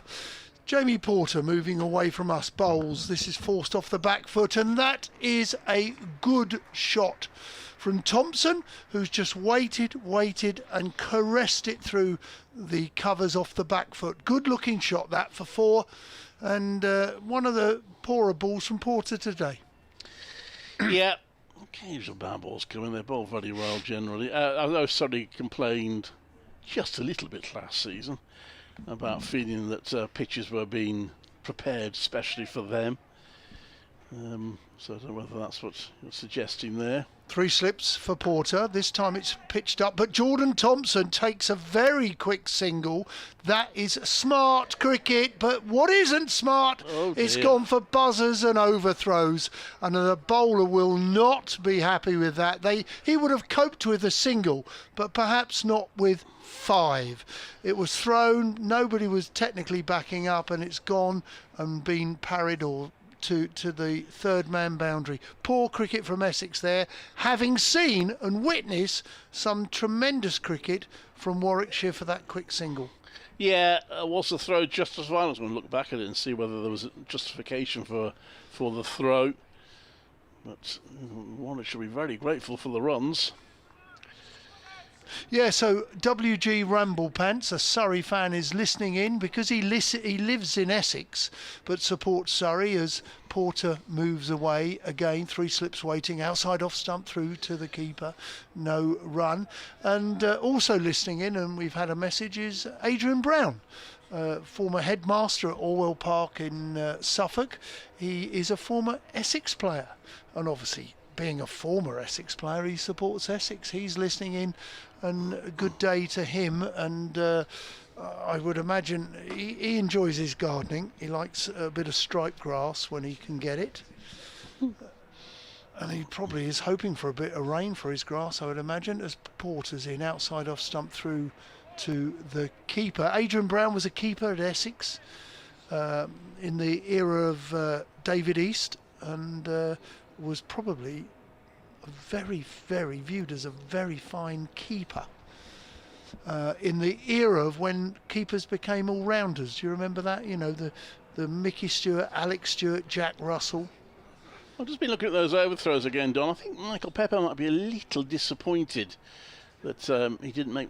It was a bit of a sort of half-hearted effort by him. Maybe I'm being unfair. Flapped Maybe a the glove. ball. Did he flap a glove? I might be being unfair on him. Because the ball was moving at a fair lick, but he just seemed to sort of stick a glove out, and Yeah. I feel he could have done better. Well, I have to say, from my perspective, it looked particularly untidy, and you've just given away 4 And runs. I don't think the throw. I mean, I don't think it would have been a run out if he'd hit. So, not really a justification for the throw. Porter, keeper standing up. Hayne facing. Hayne comes forward, model forward defensive, plays with an open face bat to cover. There is no run. Still 113 for 6. Hayne on 44. Played very responsibly. Been watchful. He's been, very responsible, dedicated for the cause here. He's not going to be able to prize him out with a poor shot or something like that. He's in here for the long haul. Porter. 3 slips waiting, keeper up, bowls. This is driven into the leg side. There's an ooh and ah from Porter. Bit of kidology. He's played and coped with that, negotiated it into the leg side for no run. End of the over, 113 for 6. I sense that the ground staff are not as agitated as they were. No, I think that's fair. They're no longer circling the hover cover. They are still there and on their feet as well, so they are ready to act quickly. There's a lot of in the building site adjacent to us to the left. There's a lot of inactive employees at the moment. They're all looking. Can't see much happening at the moment. They're looking. There's a bit going on there. Maybe some are having their lunch break. Or they've found an artefact. Or Yeah, maybe. I don't know. Yeah. Might have found an old championship trophy or something. Sunk in from the museum. In comes Cook, round the wicket to the left-handed Thompson, who works that on to mid-wicket. He won't get a run there.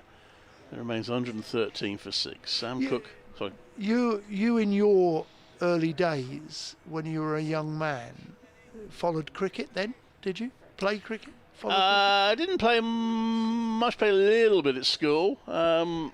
I was relatively late to it. Were you local? No, I was brought up in Wirral. Okay. So Lancashire were my nearest county. And that was going down the leg side, there's no run. And I watched a lot on telly when I was... Did you? I used to watch the Sunday League from as long as I can remember. Yeah. And test match stuff as well. But actually going to cricket... I remember I was probably about 16 when I went to my first county championship game, days cricket at Liverpool when Lancashire were playing. And went to a couple of days test cricket at Old Trafford around about that time. And that one's left, there's no run. I was lucky enough to witness both of them tests, not the one here, but the one at Old Trafford when he scored. It felt like he scored 100 off about 3 balls at the time. So I was lucky enough to watch that. But yeah, so I in terms of actually going to cricket matches, I suppose I was relatively late. I grew up following football from an early age. As in comes Cook round the wicket to Thompson. And that's wide. Oh, it's very well caught. And Thompson will be disappointed. It was there to be hit, but he's got an edge. And is it Walter who dropped one earlier, but has taken a splendid catch there? I think he's redeemed himself. He's taken one catch already, but that was a bit special. Diving foot. He is tall, so he's had a good reach. And he dived to his left, grabbed it one-handed, and Thompson goes for 13. It's 113 for 7. Yeah, excellent catch there. Superb catch, to be honest. He'll be disappointed, will the batsman Jordan Thompson, who tried in vain there, 13 in 11 balls, played a great shot last over through the offside, but he's had to go, and the players are walking towards us. The hover cover is coming on. It's quite light, but there might be some mizzle around. The umpires have removed the stumps. So Jordan Thompson will be equally disappointed. It won't make him feel any better, will it? No, not at all. That's a rain delay then. we've got, it's been official. The umpires have taken the stumps out and they're marching towards us.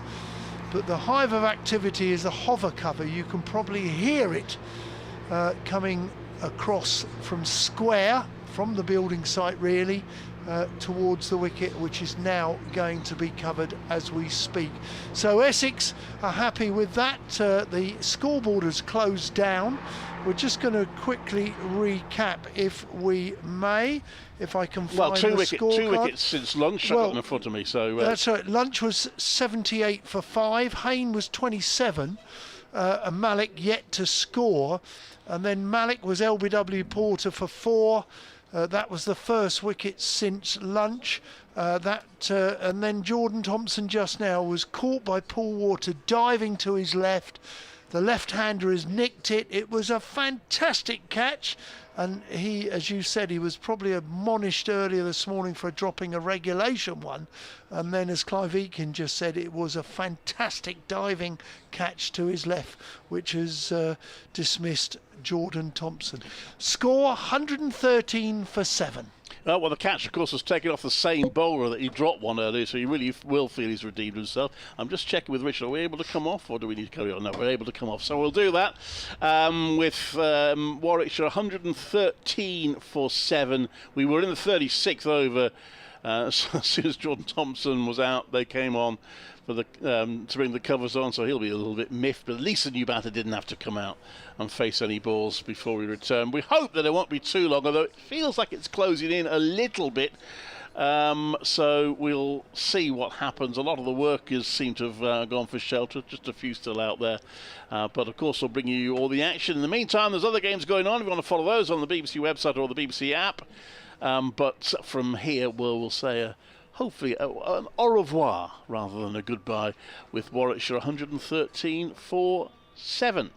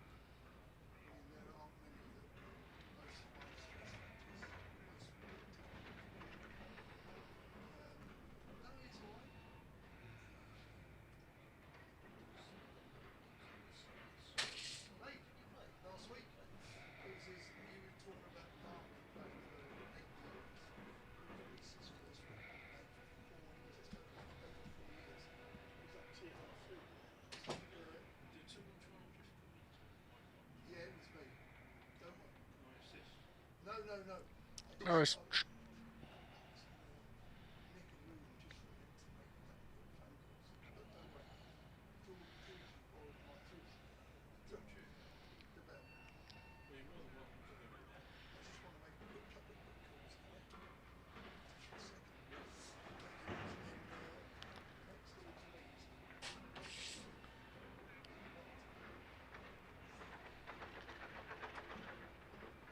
This is Richard Wilford at Edgbaston, where rain has prevented any play. It's around 2:15 today, with Warwickshire in something of a predicament, having been put into bat by Essex.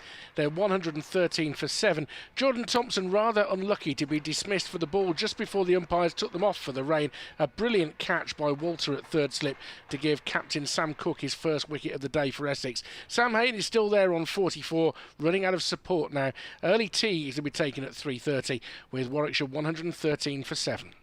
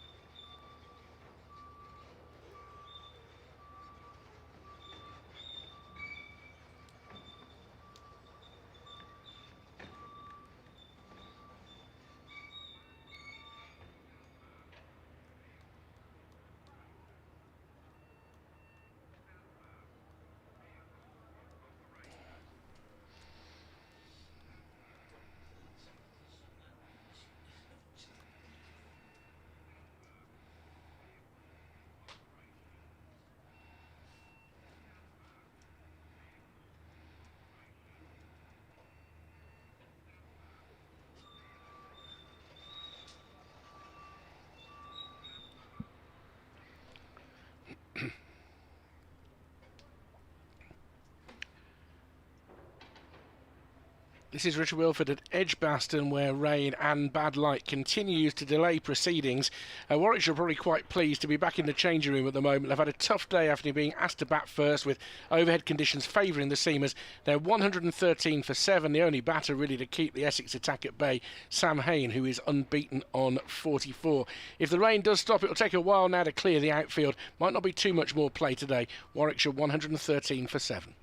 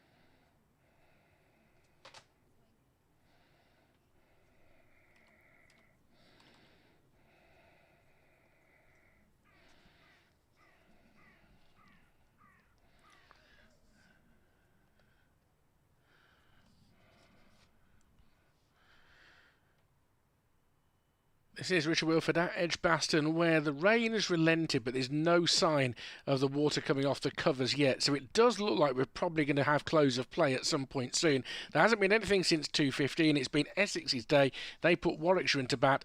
Warwickshire 113 for 7. Sam Hain with 44, but the delay continues.